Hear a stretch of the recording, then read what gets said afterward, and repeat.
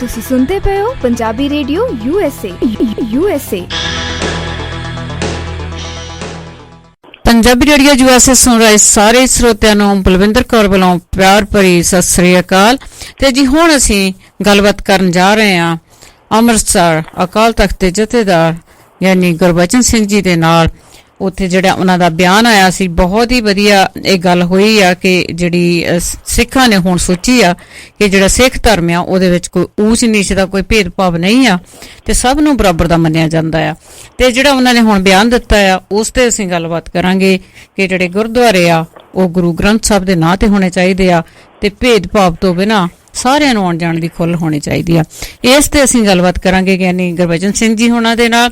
ਯਾਨੀ ਗੁਰਬਚਨ ਸਿੰਘ ਜੀ, ਵਾਹਿਗੁਰੂ ਜੀ ਕਾ ਖਾਲਸਾ ਵਾਹਿਗੁਰੂ ਜੀ ਕੀ ਫਤਿਹ। ਤੁਹਾਡਾ ਸਵਾਗਤ ਹੈ ਪੰਜਾਬੀ ਰੇਡੀਓ USA ਤੇ। ਖਾਲਸਾ ਵਾਹਿਗੁਰੂ ਜੀ ਕੀ ਫਤਿਹ ਜੀ। ਜੀ ਬਹੁਤ ਚੰਗਾ ਲੱਗਾ ਕਿ ਜਿਹੜਾ ਤੁਹਾਡਾ ਹੁਣ ਇਹ ਬਿਆਨ ਆਇਆ ਆ। ਹੁਣ ਤੁਸੀਂ ਜਿਹੜਾ ਇਹ ਆਪਣਾ ਬਿਆਨ ਆਇਆ ਸੀਗਾ ਕਿ ਤੁਸੀਂ ਦੱਸਿਆ ਸੀਗਾ ਕਿ ਜਿਹੜੇ ਗੁਰਦੁਆਰੇ ਆ ਇਹ ਕਿਸੇ ਜਾਤ ਪਾਤ ਦੇ ਨਾਂ ਤੇ ਨਹੀਂ ਬਣਨਗੇ ਤੇ ਇਹ ਜਿਹੜੇ ਗੁਰਦੁਆਰੇ ਆ ਇਹ ਗੁਰੂ ਗ੍ਰੰਥ ਸਾਹਿਬ ਦੇ ਨਾਂ ਤੇ ਹੋਣਗੇ ਤੇ ਇਹਦੇ ਵਿੱਚ ਕੋਈ ਭਿੰਨ ਭਾਵ ਨਹੀਂ ਹੋਏਗਾ, ਕਿਉਂਕਿ ਜਿਵੇਂ ਤੁਹਾਨੂੰ ਪਤਾ ਹੀ ਆ ਕਿ ਭਾਰਤ ਵਿੱਚ ਵੀ ਤੇ ਹੁਣ ਵਿਦੇਸ਼ਾਂ ਦੇ ਵਿੱਚ ਵੀ ਜਿਹੜੇ ਗੁਰਦੁਆਰੇ ਆ ਇਹ ਜਾਤਾਂ ਦੇ ਨਾਂ ਤੇ ਜਾਂ ਕਿਸੇ ਹੋਰ ਸੰਸਥਾਵਾਂ ਦੇ ਨਾਂ ਤੇ ਜਾਂ ਵਿਅਕਤੀਆਂ ਦੇ ਨਾਂ ਤੇ ਬਣਨੇ ਸ਼ੁਰੂ ਹੋ ਗਏ ਆ।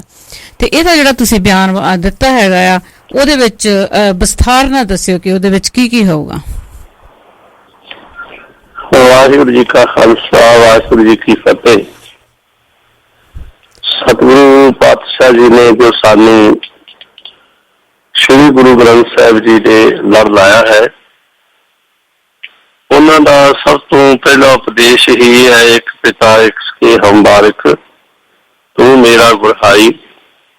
ਕਿਉਂਕਿ ਸਿੱਖ ਧਰਮ ਮਨੁੱਖਤਾ ਦੀ ਵਰਨ ਵੰਡ ਨੂੰ ਨਹੀਂ ਮੰਨਦਾ। ਪਰਮਾਤਮਾ ਇੱਕ ਹੈ, ਉਸ ਦਾ ਪਰਿਵਾਰ ਵੀ ਇੱਕ ਹੈ। ਸ਼੍ਰੀ ਗੁਰੂ ਨਾਨਕ ਦੇਵ ਪਾਤਸ਼ਾਹ ਜੀ ਦਾ ਕਥਨ ਹੈ ਕਿ ਸਭਨਾਂ ਜੀਆਂ ਕਾ ਇੱਕ ਦਾਤਾ ਸੋ ਮੈਂ ਵਿਸਰ ਨਾ ਜਾਈ।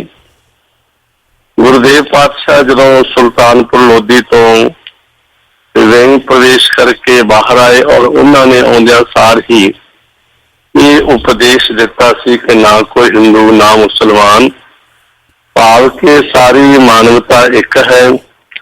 ਧਰਮ ਤੇ ਧਰਮਾਂ ਦਾ ਸੱਭਿਆਚਾਰ ਵੱਖ-ਵੱਖ ਹੋ ਸਕਦਾ ਹੈ ਪਰ ਮਾਨਵਤਾ ਇੱਕ ਹੈ।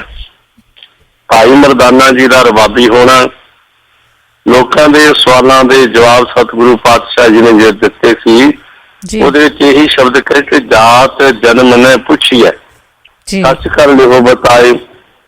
ਔਰ ਸੰਗਤ ਤੇ ਪੰਗਤ ਦੀ ਭਾਵਨਾ ਜਿਹੜੀ ਹੈ ਇਹ ਵੀ ਜਾਤ ਪਾਤ ਦਾ ਖੰਡਨ ਕਰਦੀ। ਜਾਤ ਪਾਤ ਨੂੰ ਖਤਮ ਕਰਨ ਵਾਸਤੇ ਹੀ ਪਾਤਸ਼ਾਹ ਗੁਰੂ ਅਮਰਦਾਸ ਮਹਾਰਾਜ ਜੀ ਨੇ ਇਹ ਹੁਕਮ ਕੀਤਾ ਸੀ ਕਿ ਪਹਿਲੇ ਪੰਗਤ ਪਾਤਸ਼ਾਹ ਸੰਗਤ। ਜੋ ਸਤਿਗੁਰਾਂ ਨੇ ਅੰਮ੍ਰਿਤ ਸਰੋਵਰਾਂ ਦੀ ਰਚਨਾ ਕੀਤੀ, ਬੌਲੀ ਸਾਹਿਬ ਦੀ ਰਚਨਾ ਕੀਤੀ, ਉਹ ਵੀ ਊਚ ਨੀਚ ਤੇ ਭੇਦ ਭਾਵ ਨੂੰ ਦੂਰ ਕਰਨ ਵਾਸਤੇ ਪਾਤਸ਼ਾਹ ਨੇ ਕੀਤੀ ਸੀ। ਔਰ ਗੁਰੂ ਗ੍ਰੰਥ ਸਾਹਿਬ ਜੀ ਦੀ ਸੰਪਾਦਨਾ ਜੋ ਸਤਿਗੁਰੂ ਪੰਚਮ ਪਾਤਸ਼ਾਹ ਜੀ ਨੇ ਕੀਤੀ, ਇਹਦੇ ਵਿੱਚ ਵੀ ਸਾਰੇ ਭੇਦ ਭਾਵ ਜਾਤ ਜਨਮ ਮਜ਼ਹਬ ਇਲਾਕਾ ਸਭ ਕੁਝ ਨੂੰ ਮਿਟਾ ਕੇ ਸਤਿਗੁਰਾਂ ਨੇ ਅਨੇਕਾਂ ਭਗਤਾਂ ਦੀ ਭੱਟਾਂ ਦੀ ਗੁਰਸਿੱਖਾਂ ਦੀ ਗੁਰੂ ਸਾਹਿਬਾਨਾਂ ਦੀ ਸਾਰੀ ਬਾਣੀ ਇਕੱਤਰ ਕਰਕੇ ਸਾਰਿਆਂ ਨੂੰ ਬਰਾਬਰਤਾ ਦਿੱਤੀ। ਇਸ ਦੇ ਵਿੱਚ ਮੁਸਲਮਾਨ ਫਕੀਰ ਵੀ ਸੀ, ਇਸ ਦੇ ਵਿੱਚ ਪੰਡਤਾਂ ਦੇ ਵਿੱਚੋਂ ਵੀ ਸੀ ਭਗਤ ਪ੍ਰਲੋਚਨ ਆਦਿਕ ਜੀ, ਭਾਵ ਕੇ ਨੀਵੀਂ ਜਾਤ ਦੇ ਵੀ ਸੀ ਤੇ ਸਵਰਨ ਜਾਤੀ ਦੇ ਸੀ। ਜਿਹੜੇ ਮਨੂ ਸਿਮਰਤੀ ਨੇ ਸਾਨੂੰ 4 ਹਿੱਸਿਆਂ ਵਿੱਚ ਵੰਡ ਦਿੱਤਾ। ਕਿਸੇ ਨੂੰ ਸਵਰਨ ਜਾਤੀ ਕਿਹਾ, ਕਿਸੇ ਨੂੰ ਸ਼ੂਦਰ ਜਾਤੀ ਕਿਹਾ, ਕਿਸੇ ਨੂੰ ਵੈਸ, ਕਿਸੇ ਨੂੰ ਇਸ ਤਰ੍ਹਾਂ 4 ਵੰਡਨਾਂ ਦੇ ਵਿੱਚ ਵੰਡਾ। ਸਤਿਗੁਰਾਂ ਨੇ ਉਹ ਸਾਰੇ ਵਰਨ ਵੰਡ ਖਤਮ ਕਰਨ ਦੇ ਵਾਸਤੇ ਵੀ ਜਿਹਨਾਂ ਨੂੰ ਅਸੀਂ ਸੰਸਾਰ ਦੇ ਵਿੱਚ ਸ਼ੂਦਰ ਮੰਨਦੇ ਆ, ਸਵਰਨ ਜਾਤੀ ਮੰਨਦੇ ਆ, ਵੈਸ਼ ਮੰਨਦੇ ਆ, ਖੱਤਰੀ ਮੰਨਦੇ ਆ, ਉਹਨਾਂ ਸਾਰਿਆਂ ਦਾ ਭਰਮ ਭੇਦ ਖੰਡਨ ਕਰਨ ਕਰਕੇ ਸਤਿਗੁਰੂ ਜੀ ਨੇ ਖੱਤਰੀ ਬ੍ਰਾਹਮਣ ਸ਼ੂਦ ਵੈਸ ਉਪਦੇਸ਼ 4 ਵਰਨਾਂ ਕੋਲ ਸਾਂਝਾ ਇਹ ਭਗਤ ਬਚਨ ਕਹੇ ਸੀ। ਇਸੇ ਕਰਕੇ ਇਹਦੇ ਵਿੱਚ ਭਗਤ ਵੀ ਨੇ, ਭਗਤਾਂ ਦੀ ਬਾਣੀ ਵੀ ਹੈ, ਸਿੱਖਾਂ ਦੀ ਬਾਣੀ ਵੀ ਹੈ, ਸਤਿਗੁਰੂ ਸਾਹਿਬਾਨਾਂ ਦੀ ਬਾਣੀ ਹੈ। ਅਸੀਂ ਕਿਸੇ ਨੂੰ ਵੱਖਰੇ ਵੱਖਰੇ ਤੌਰ ਤੇ ਮੱਥਾ ਨਹੀਂ ਟੇਕਦੇ ਹਾਂ ਜੀ। ਸਮੁੱਚੇ ਜਿਨ੍ਹਾਂ ਵੀ ਮਹਾਂਪੁਰਸ਼ਾਂ ਦੀ ਬਾਣੀ ਗੁਰੂ ਗ੍ਰੰਥ ਸਾਹਿਬ ਦੇ ਵਿੱਚ ਸਾਨੂੰ ਇੱਕ ਬਰਾਬਰਤਾ ਵਿੱਚ ਸਮਝ ਕੇ ਹੀ ਉਹਨਾਂ ਨੂੰ ਮੱਥਾ ਟੇਕਦੇ ਹਾਂ। ਔਰ ਸ੍ਰੀ ਹਰਿਮੰਦਰ ਸਾਹਿਬ ਜੀ ਦੀ ਜਿਹੜੀ ਸਿਰਜਣਾ ਕੀਤੀ ਗਈ ਹੈ, ਜਿਸ ਦੀ ਅੱਜ ਸੰਗਤ ਜਿਹੜੀ ਦੇਸ਼ ਵਿਦੇਸ਼ ਤੋਂ ਵੀ ਹਰ ਇਲਾਕੇ ਹਰ ਸਟੇਟ ਤੋਂ ਪਹੁੰਚਦੀ, ਲੱਖਾਂ ਦੀ ਗਿਣਤੀ ਵਿੱਚ ਅੱਜ ਸੰਗਤਾਂ ਪਹੁੰਚਦੀਆਂ ਨੇ, ਉਹ ਵੀ ਸਤਿਗੁਰੂ ਮਹਾਰਾਜ ਸੱਚੇ ਪਾਤਸ਼ਾਹ ਜੀ ਨੇ ਵਿਦਵਾਨਾਂ ਦੇ ਕਥਨ ਦੇ ਅਨੁਸਾਰ ਸ੍ਰੀ ਹਰਿਮੰਦਰ ਸਾਹਿਬ ਜੀ ਦੀ ਨਿਸ਼ਾਨੀ ਮੀਆਂ ਮੀਰ ਜੀ ਦੇ ਪਾਸੋਂ ਰਖਾਈ। ਇਹ ਠੀਕ ਹੈ, ਕੁਝ ਕੁ ਵਿਦਵਾਨਾਂ ਦੇ ਆਪਣੇ ਆਪਣੇ ਵੱਖਰੇ ਵਿਚਾਰ ਨੇ ਜੀ, ਪਰ ਜੋ ਆਮ ਵਿਦਵਾਨਾਂ ਦੇ ਵਿਚਾਰ ਨੇ, ਇਤਿਹਾਸਕ ਸਰੋਤ ਨੇ, ਉਹਨਾਂ ਵਿੱਚ ਇਹੀ ਗੱਲ ਸਾਹਮਣੇ ਆਉਂਦੀ ਹੈ ਕਿ ਸਾਈਂ ਮੀਆਂ ਮੀਰ ਜੀ ਨੇ ਨਹੀਂ ਰੱਖੀ। ਔਰ ਜਦੋਂ ਅਹਿਮਦ ਸ਼ਾਹ ਅਬਦਾਲੀ ਨੇ ਸ੍ਰੀ ਹਰਿਮੰਦਰ ਸਾਹਿਬ ਜੀ ਦੀ ਇਮਾਰਤ ਬਰੂਦ ਦਾ ਕੁੱਪਾ ਰੱਖ ਕੇ ਉਡਾ ਦਿੱਤੀ ਗਈ ਸੀ, ਤੇ ਦੁਬਾਰਾ ਜਦੋਂ ਇਮਾਰਤ ਦੀ ਇਸ ਦੀ ਜੋ ਅੱਜ ਅਸੀਂ ਦਰਸ਼ਨ ਕਰ ਰਹੇ ਹਾਂ ਤਾਮੀਰ ਹੋਈ, ਉਦੋਂ ਉਸ ਸਮੇਂ ਵੀ ਇੱਕ ਹਿੰਦੂ ਵੀਰ ਦੇਸਰਾਜ ਨੂੰ ਇਹਦੀ ਸੇਵਾ ਜਿਹੜੀ ਸੌਂਪੀ ਗਈ ਸੀ ਜੀ। ਭਾਵ ਕਿ ਇਹ ਸਤਿਗੁਰੂ ਪਾਤਸ਼ਾਹ ਜੀ ਸਾਰਿਆਂ ਲਈ ਸਰਬ ਸਾਂਝਾ ਧਰਮ ਅਸਥਾਨ ਤਿਆਰ ਕੀਤਾ ਹੈ, ਕੋਈ ਆਮ ਗੁਰਦੁਆਰਾ ਨਹੀਂ ਹੈ। ਸ੍ਰੀ ਹਰਿਮੰਦਰ ਸਾਹਿਬ ਹੈ, ਇਹ ਸਾਰੀ ਮਾਨਵਤਾ ਨੂੰ ਇੱਥੋਂ ਉਪਦੇਸ਼ ਮਿਲਦਾ ਹੈ। ਔਰ ਜਦੋਂ ਅਸੀਂ ਪਾਤਸ਼ਾਹ ਗੁਰੂ ਹਰਗੋਬਿੰਦ ਸਾਹਿਬ ਜੀ ਦੇ ਇਤਿਹਾਸ ਨੂੰ ਪੜ੍ਹਦੇ ਹਾਂ, ਉਹਨਾਂ ਦੇ ਵਿੱਚ ਸਿੱਖ ਵੀ ਨੇ, ਮੁਗਲ ਵੀ ਨੇ, ਪਠਾਨ ਵੀ ਨੇ, ਔਰ ਹੋਰ ਵੀ ਅਨੇਕ ਪ੍ਰਕਾਰ ਦੇ ਜਿਹੜੇ ਸਿਪਾਹੀ ਨੇ ਸਤਿਗੁਰੂ ਪਾਤਸ਼ਾਹ ਨੇ ਭਰਤੀ ਕੀਤੇ ਨੇ। ਔਰ ਜਿਹੜੀਆਂ ਸਤਿਗੁਰਾਂ ਨੇ 4 ਜੰਗਾਂ ਲੜੀਆਂ ਨੇ, ਉਹ ਵੀ ਕੇਵਲ ਜ਼ਬਰ ਤੇ ਜ਼ੁਲਮ ਦੇ ਖਿਲਾਫ ਲੜੀਆਂ ਨੇ। ਉਹਦੇ ਵਿੱਚ ਹਿੰਦੂਆਂ ਦੇ ਨਾਲ ਵੀ ਲੜੀਆਂ ਨੇ, ਮੁਸਲਮਾਨਾਂ ਦੇ ਨਾਲ ਵੀ ਲੜੀਆਂ, ਪਠਾਨਾਂ ਦੇ ਨਾਲ ਵੀ ਲੜੀਆਂ, ਔਰ ਲੜਨ ਵਾਲਿਆਂ ਵਿੱਚ ਵੀ ਉਹੀ ਸੀ ਜਿਨ੍ਹਾਂ ਦੇ ਨਾਲ ਜੰਗਾਂ ਲੜੀਆਂ ਗਈਆਂ। ਕਿਉਂਕਿ ਸਤਿਗੁਰਾਂ ਦਾ ਕਿਸੇ ਜਾਤ, ਜਨਮ, ਮਜ਼ਹਬ, ਬਰਾਦਰੀ ਦੇ ਨਾਲ ਕੋਈ ਵੈਰ ਭਾਵ ਨਹੀਂ। ਜੋ ਜ਼ੁਲਮ ਕਰਨ ਵਾਲਾ ਚਾਹੇ ਹਿੰਦੂ ਹੈ, ਚਾਹੇ ਉਹ ਮੁਸਲਮਾਨ ਹੈ, ਚਾਹੇ ਪਠਾਨ ਹੈ, ਚਾਹੇ ਕੁਝ ਵੀ ਹੈ, ਜੇ ਸਿੱਖ ਵੀ ਜ਼ੁਲਮ ਕਰਨ ਵਾਲਾ ਹੈ ਤੇ ਸਿੱਖ ਵੀ ਉਹ ਗੁਰੂ ਨੂੰ ਪ੍ਰਵਾਨ ਨਹੀਂ ਹੈ। ਇਸੇ ਲਈ ਦਸ਼ਮੇਸ਼ ਪਿਤਾ ਨੇ ਜੇ ਖੰਡੇ ਬਾਟੇ ਦੀ ਦਾਤ ਸਾਨੂੰ ਬਖਸ਼ਿਸ਼ ਕੀਤੀ, ਉਹ ਵੀ ਸਾਰੀਆਂ ਜਾਤ ਬਰਾਦਰੀਆਂ ਖਤਮ ਕਰਨ ਵਾਸਤੇ ਹੀ ਗੁਰੂ ਪਾਤਸ਼ਾਹ ਨੇ ਸਾਨੂੰ ਅੰਮ੍ਰਿਤ ਦੀ ਦਾਤ ਬਖਸ਼ਿਸ਼ ਕੀਤੀ ਔਰ ਕਿਹਾ ਕਿ ਅੱਜ ਤੋਂ ਤੁਹਾਡਾ ਜਿਹੜਾ ਹੈ ਸਤਿਗੁਰ ਕਹਿ ਜਨਮੈ ਗਵਨ ਮਿਟਾਏ ਦੇ ਬਚਨ ਕਹੇ, ਅੱਜ ਤੋਂ ਜਿਹੜਾ ਕੁੱਲ ਨਾਸ, ਧਰਮ ਨਾਸ, ਕਰਮ ਨਾਸ, ਕੇਵਲ ਤੇ ਕੇਵਲ ਤੁਸੀਂ ਸਿੰਘ ਤੇ ਕੌਰ ਹੋ ਜੀ। ਇਸ ਲਈ ਜੋ ਵੀ ਅੰਮ੍ਰਿਤ ਦੀ ਦਾਤ ਪ੍ਰਾਪਤ ਕਰਦਾ ਹੈ, ਚਾਹੇ ਉਹ ਕਿਸੇ ਹਿੰਦੂ ਘਰਾਣੇ ਵਿੱਚੋਂ ਆਇਆ ਹੈ, ਚਾਹੇ ਕਿਸੇ ਮੁਸਲਮਾਨ ਵਿੱਚੋਂ ਆਇਆ ਹੈ, ਕਿਸੇ ਈਸਾਈ ਘਰਾਣੇ ਵਿੱਚੋਂ ਆਇਆ ਹੈ, ਉਹ ਕੋਈ ਉਸ ਦੀ ਪਿਛਲਾ ਜਾਤ ਜਨਮ ਨੂੰ ਕੇਵਲ ਤੇ ਕੇਵਲ ਗੁਰੂ ਕਾ ਸਿੱਖ ਹੈ, ਗੁਰੂ ਦਾ ਸਿੰਘ ਹੈ, ਜੋ ਸਾਰਿਆਂ ਦੇ ਵਿੱਚ ਬਰਾਬਰਤਾ ਹੈ।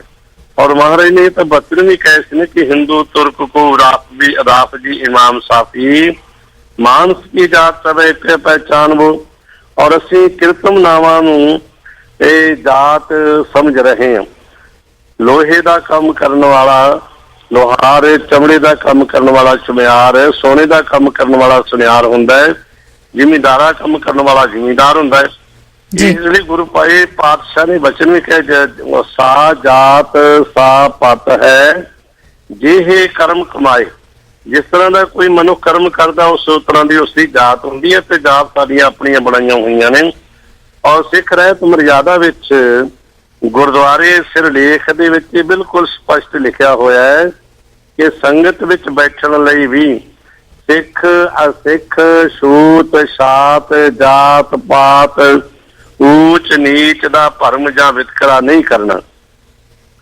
ਗੁਰਮਤ ਦੀ ਜਿਹੜੀ ਰਹਿਣੀ ਹੈ ਉਹਦੇ ਸਿਰਲੇਖ ਵਿੱਚ ਵੀ ਸਤਿਗੁਰਾਂ ਨੇ ਆਪਣੇ ਵਿਦਵਾਨਾਂ ਨੇ ਜਿਹੜੇ ਨੇ ਉਹਦੇ ਵਿੱਚ ਲਿਖਿਆ ਕਿ ਛੂਤ ਛਾਤ ਨਹੀਂ ਮੰਨਣਾ।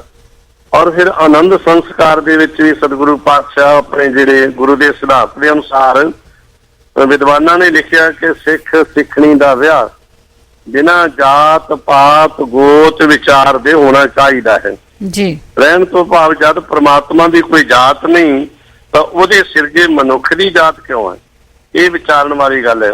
ਇਸ ਲਈ ਗੁਰਦੁਆਰੇ ਜਿਹੜੇ ਜਾਤ ਬਰਾਬਰੀ ਦੇ ਨਾਮ ਉੱਪਰ ਨਹੀਂ ਹੋਣੇ ਚਾਹੀਦੇ। ਗੁਰਦੁਆਰਾ ਸਾਹਿਬ ਤਾਂ ਜਾਤ ਬਰਾਦਰੀ ਖਤਮ ਕਰਨ ਦੇ ਲਈ ਹੈ। ਇੱਥੇ ਆਣ ਕੇ ਤੇ ਅਸੀਂ ਇੱਕ ਲੜੀ ਦੇ ਵਿੱਚ ਆਪਣੇ ਆਪ ਨੂੰ ਪਰੋਣਾ ਹੈ।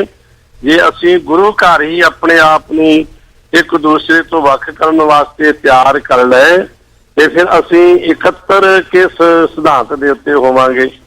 ਇੱਕ ਵਾਰੀ ਕੋਈ ਕਾਨਫਰੰਸ ਹੋਈ ਸੀ ਤੇ ਉਹਦੇ ਵਿੱਚ ਵਿਦਵਾਨਾਂ ਨੇ ਆਪਣੇ ਵੱਖ-ਵੱਖ ਵਿਚਾਰ ਕਹੇ ਸਨ ਤੇ ਇੱਕ ਗੱਲ ਉੱਗੜ ਕੇ ਸਾਹਮਣੇ ਆਈ ਸੀ ਕਿ ਅਗਰ ਸਮੁੱਚੀ ਮਾਨਵਤਾ ਨੂੰ, ਜੁਤਨੀ ਸਮੁੱਚੀ ਮਨੁੱਖਤਾ ਨੂੰ ਇੱਕ ਲੜੀ ਦੇ ਵਿੱਚ ਪਰੋਣਾ ਹੋਵੇ ਤੇ ਫਿਰ ਸਾਨੂੰ ਇਸ ਗ੍ਰੰਥ ਦੀ ਅਗਵਾਈ ਲੈਣੀ ਚਾਹੀਦੀ ਹੈ ਜੀ। ਔਰ ਸਾਰਿਆਂ ਨੇ ਯੱਕ ਜਵਾਬ ਹੋ ਕੇ ਇਹ ਗੱਲ ਸ਼ਬਦ ਕਹੇ ਸੀ ਕਿ ਜਦੋਂ ਸਮੁੱਚੀ ਮਾਨਵਤਾ ਗੁਰੂ ਗ੍ਰੰਥ ਸਾਹਿਬ ਦੀ ਅਗਵਾਈ ਵਿੱਚ ਚੱਲੇਗੀ, ਇਹ ਸਾਡੇ ਊਚ ਨੀਚ ਭੇਦ ਭਾਵ ਜਾਤ ਜਨਮ ਮਰਦ ਬਰਾਦਰੀ ਆਦਿਕ ਜਿਹੜੇ ਨੇ ਇਹ ਸਾਰੇ ਹੀ ਆਪਣੇ ਆਪ ਹੀ ਖਤਮ ਹੋ ਜਾਣਗੇ।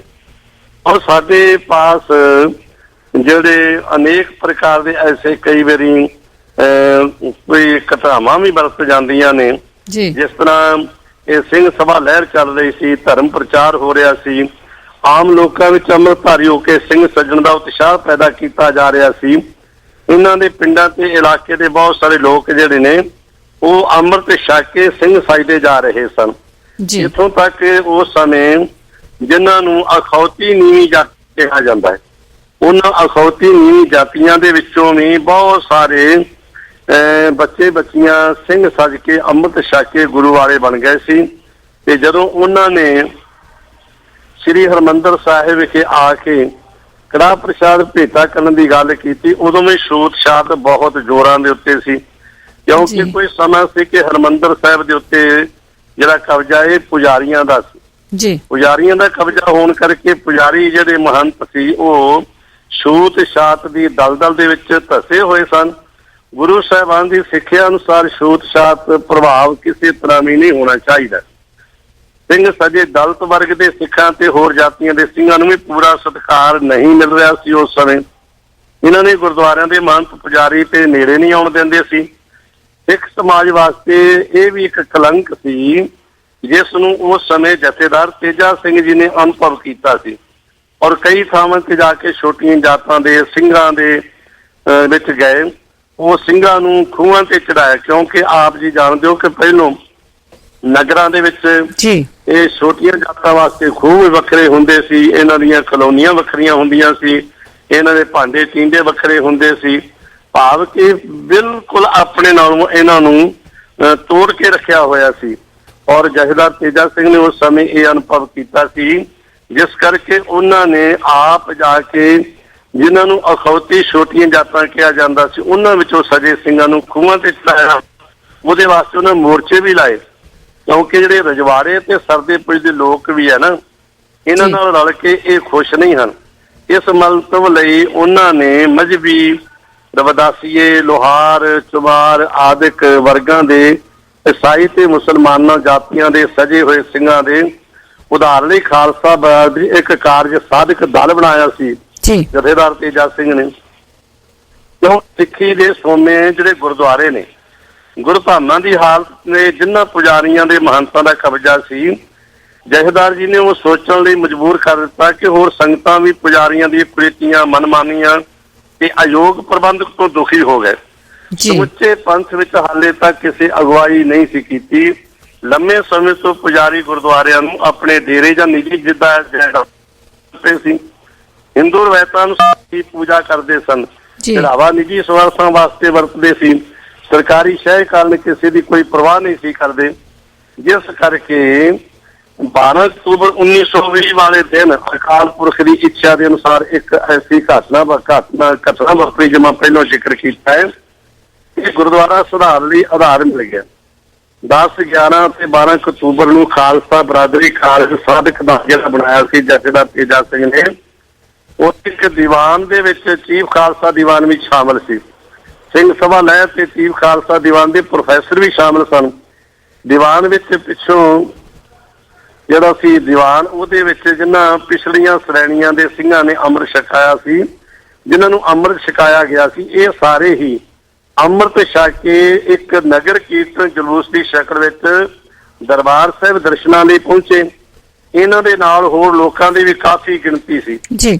ਔਰ ਸਾਰੇ ਜਦੋਂ ਇਹ ਜਿਨ੍ਹਾਂ ਨੂੰ ਅਖੌਤੀ ਨੀਵੀਂ ਜਾਤ ਕਿਹਾ ਜਾਂਦਾ ਸੀ, ਛੂਤ ਜਾਤੀ ਕਿਹਾ ਜਾਂਦਾ ਸੀ, ਇਹ ਖਾਲਸਾ ਬਰਾਦਰੀ ਦੇ ਨਵੇਂ ਸਿੰਘਾਂ ਨੇ ਕੜਾਹ ਪ੍ਰਸ਼ਾਦ ਭੇਟ ਕਰਨ ਵਾਸਤੇ ਪੁਜਾਰੀਆਂ ਦੇ ਕੋਲ ਪਹੁੰਚੇ ਤੇ ਪੁਜਾਰੀਆਂ ਨੇ ਪ੍ਰਵਾਨ ਕਰਨ ਤੋਂ ਨਾਂਹ ਕਰ ਦਿੱਤੀ।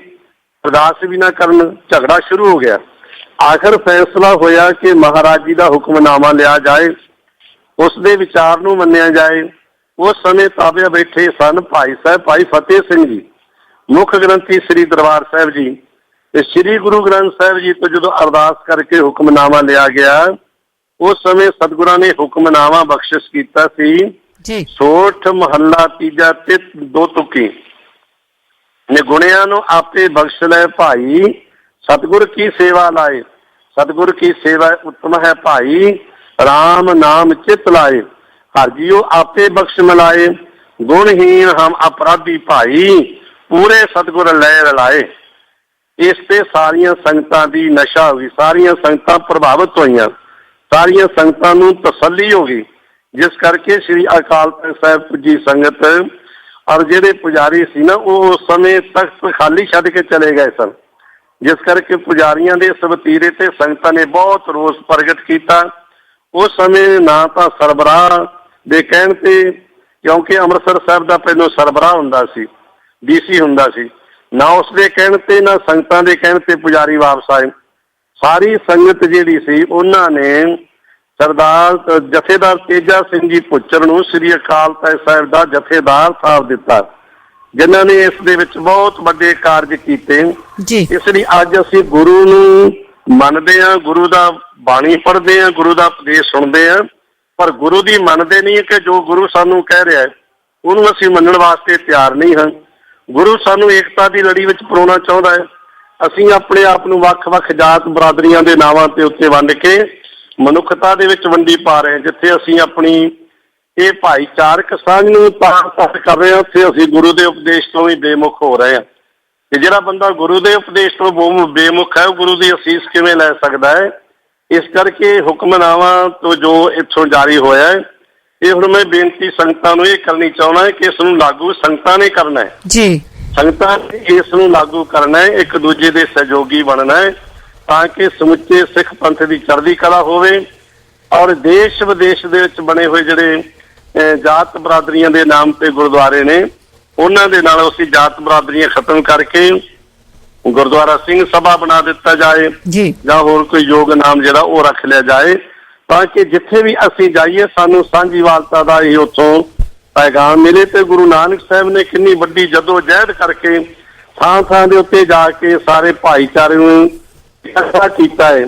ਜਿਹੜਾ ਅਸੀਂ ਸਦੀਆਂ ਤੋਂ ਗੁਲਾਮ ਸੀ, ਇੱਕ ਦੂਜੇ ਤੋਂ ਅਸੀਂ ਛੇਕੇ ਹੋਏ ਸੀ, ਉਹ ਹੁਣ ਸਮਾਂ ਹੈ ਕਿ ਅਸੀਂ ਇਕੱਠੇ ਹੋ ਜਾਈਏ, ਪੰਥ ਦੀ ਚੜ੍ਹਦੀ ਕਲਾ ਹੋਵੇਗੀ।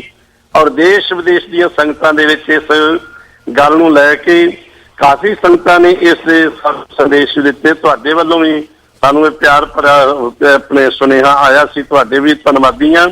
ਤੇ ਮੇਰੀ ਇਹ ਬੇਨਤੀ ਹੈ ਕਿ ਮੀਡੀਆ ਕੋਲ ਬਹੁਤ ਬਲ ਹੈ। ਅੱਜ ਮੀਡੀਆ ਜੋ ਚਾਹੇ ਉਹ ਕਰ ਸਕਦਾ ਹੈ। ਇਸ ਕਰਕੇ ਮੇਰੀ ਗੁਜ਼ਾਰਿਸ਼ ਹੈ ਕਿ ਮੀਡੀਆ ਸਾਡੇ ਨਾਲ ਸਹਿਯੋਗੀ ਬਣੇ, ਤਾਂ ਕਿ ਅਸੀਂ ਜੋ ਪੰਥਕ ਮਸਲੇ ਨੇ ਇਹਨਾਂ ਨੂੰ ਸੁਲਝਾਉਣ ਦੇ ਵਾਸਤੇ ਹਮੇਸ਼ਾ ਹੀ ਚੜ੍ਹਦੀ ਕਲਾ ਦੇ ਵਿੱਚ ਔਰ ਗੁਰੂ ਦੀਆਂ ਖੁਸ਼ੀਆਂ ਦੇ ਪਾਤਰ ਬਣ ਸਕੀਏ। ਜੀ, ਤੇ ਬਹੁਤ ਵਧੀਆ ਹੈ ਜੀ ਜਿਹੜਾ ਤੁਸੀਂ ਇਹ ਕਿਹਾ ਹੈ ਕਿ ਜਿਹੜੇ ਗੁਰਦੁਆਰੇ ਆ ਜਾਂ ਇਹਨਾਂ ਦਾ ਨਾਂ ਸਿੰਘ ਸਭਾ ਜਾਂ ਹੋਰ ਕੋਈ ਯੋਗ ਨਾਮ, ਤੇ ਉਹਦੇ ਵਿੱਚ ਜਿੱਥੇ ਵੀ ਜਾਈਏ ਸਾਂਝੀਵਾਲਤਾ ਦਾ ਪ੍ਰਤੀਕ ਹੋਣ।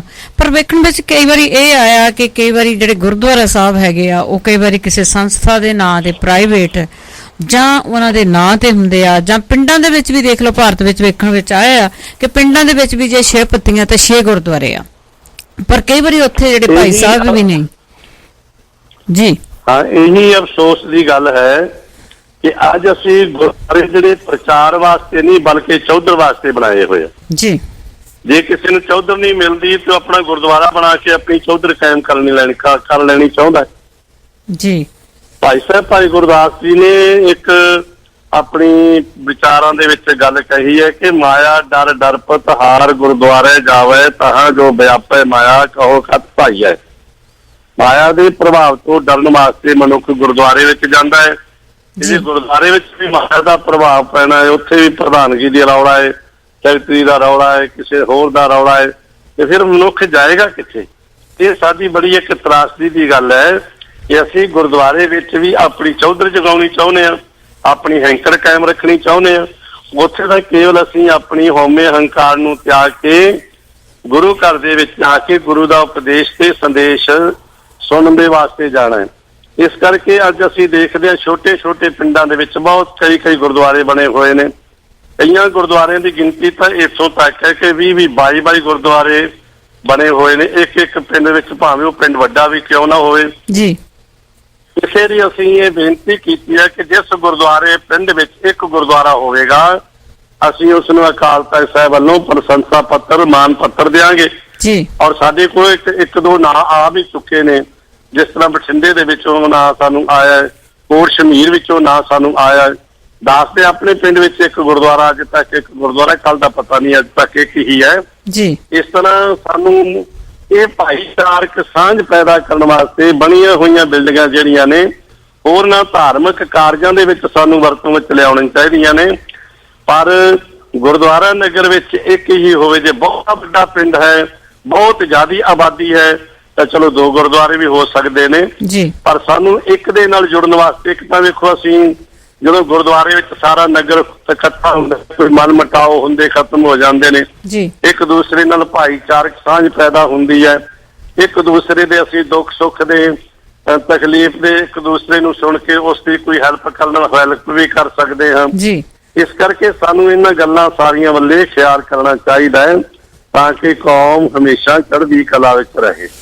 ਜੀ ਬਿਲਕੁਲ। ਤੇ ਮੇਰਾ ਇੱਕ ਸਵਾਲ ਮੈਂ ਜ਼ਰੂਰ ਪੁੱਛਾਂ ਕਿ ਜਿਹੜਾ ਕਿ ਕਾਫੀ ਅੱਜ ਕੱਲ ਜਿਹੜਾ ਪਿੰਡ ਬੜੈਚ ਬਿਆਸ ਲਾਗੇ ਜਿਹੜੀ ਵਾਪਰੀ ਆ ਘਟਨਾ ਕਿ ਉਹ ਗੁਰਦੁਆਰੇ ਦੀ ਜ਼ਮੀਨ ਵੇਚ ਦਿੱਤੀ ਗਈ ਸੀ ਤੇ ਗੁਰਦੁਆਰਾ ਢਾਹ ਦਿੱਤਾ ਗਿਆ ਸੀਗਾ, ਤੇ ਉਹਦੇ ਵੱਲੋਂ ਜਿਹੜੀ ਅਕਾਲ ਤਖਤ ਤੇ ਜਿਹੜੀ ਗੱਲ ਆਈ ਆ ਤੇ ਉਹਦੇ ਬਾਰੇ ਕੀ ਸਟੈਪ ਲੈ ਰਹੇ ਨੇ ਜੀ?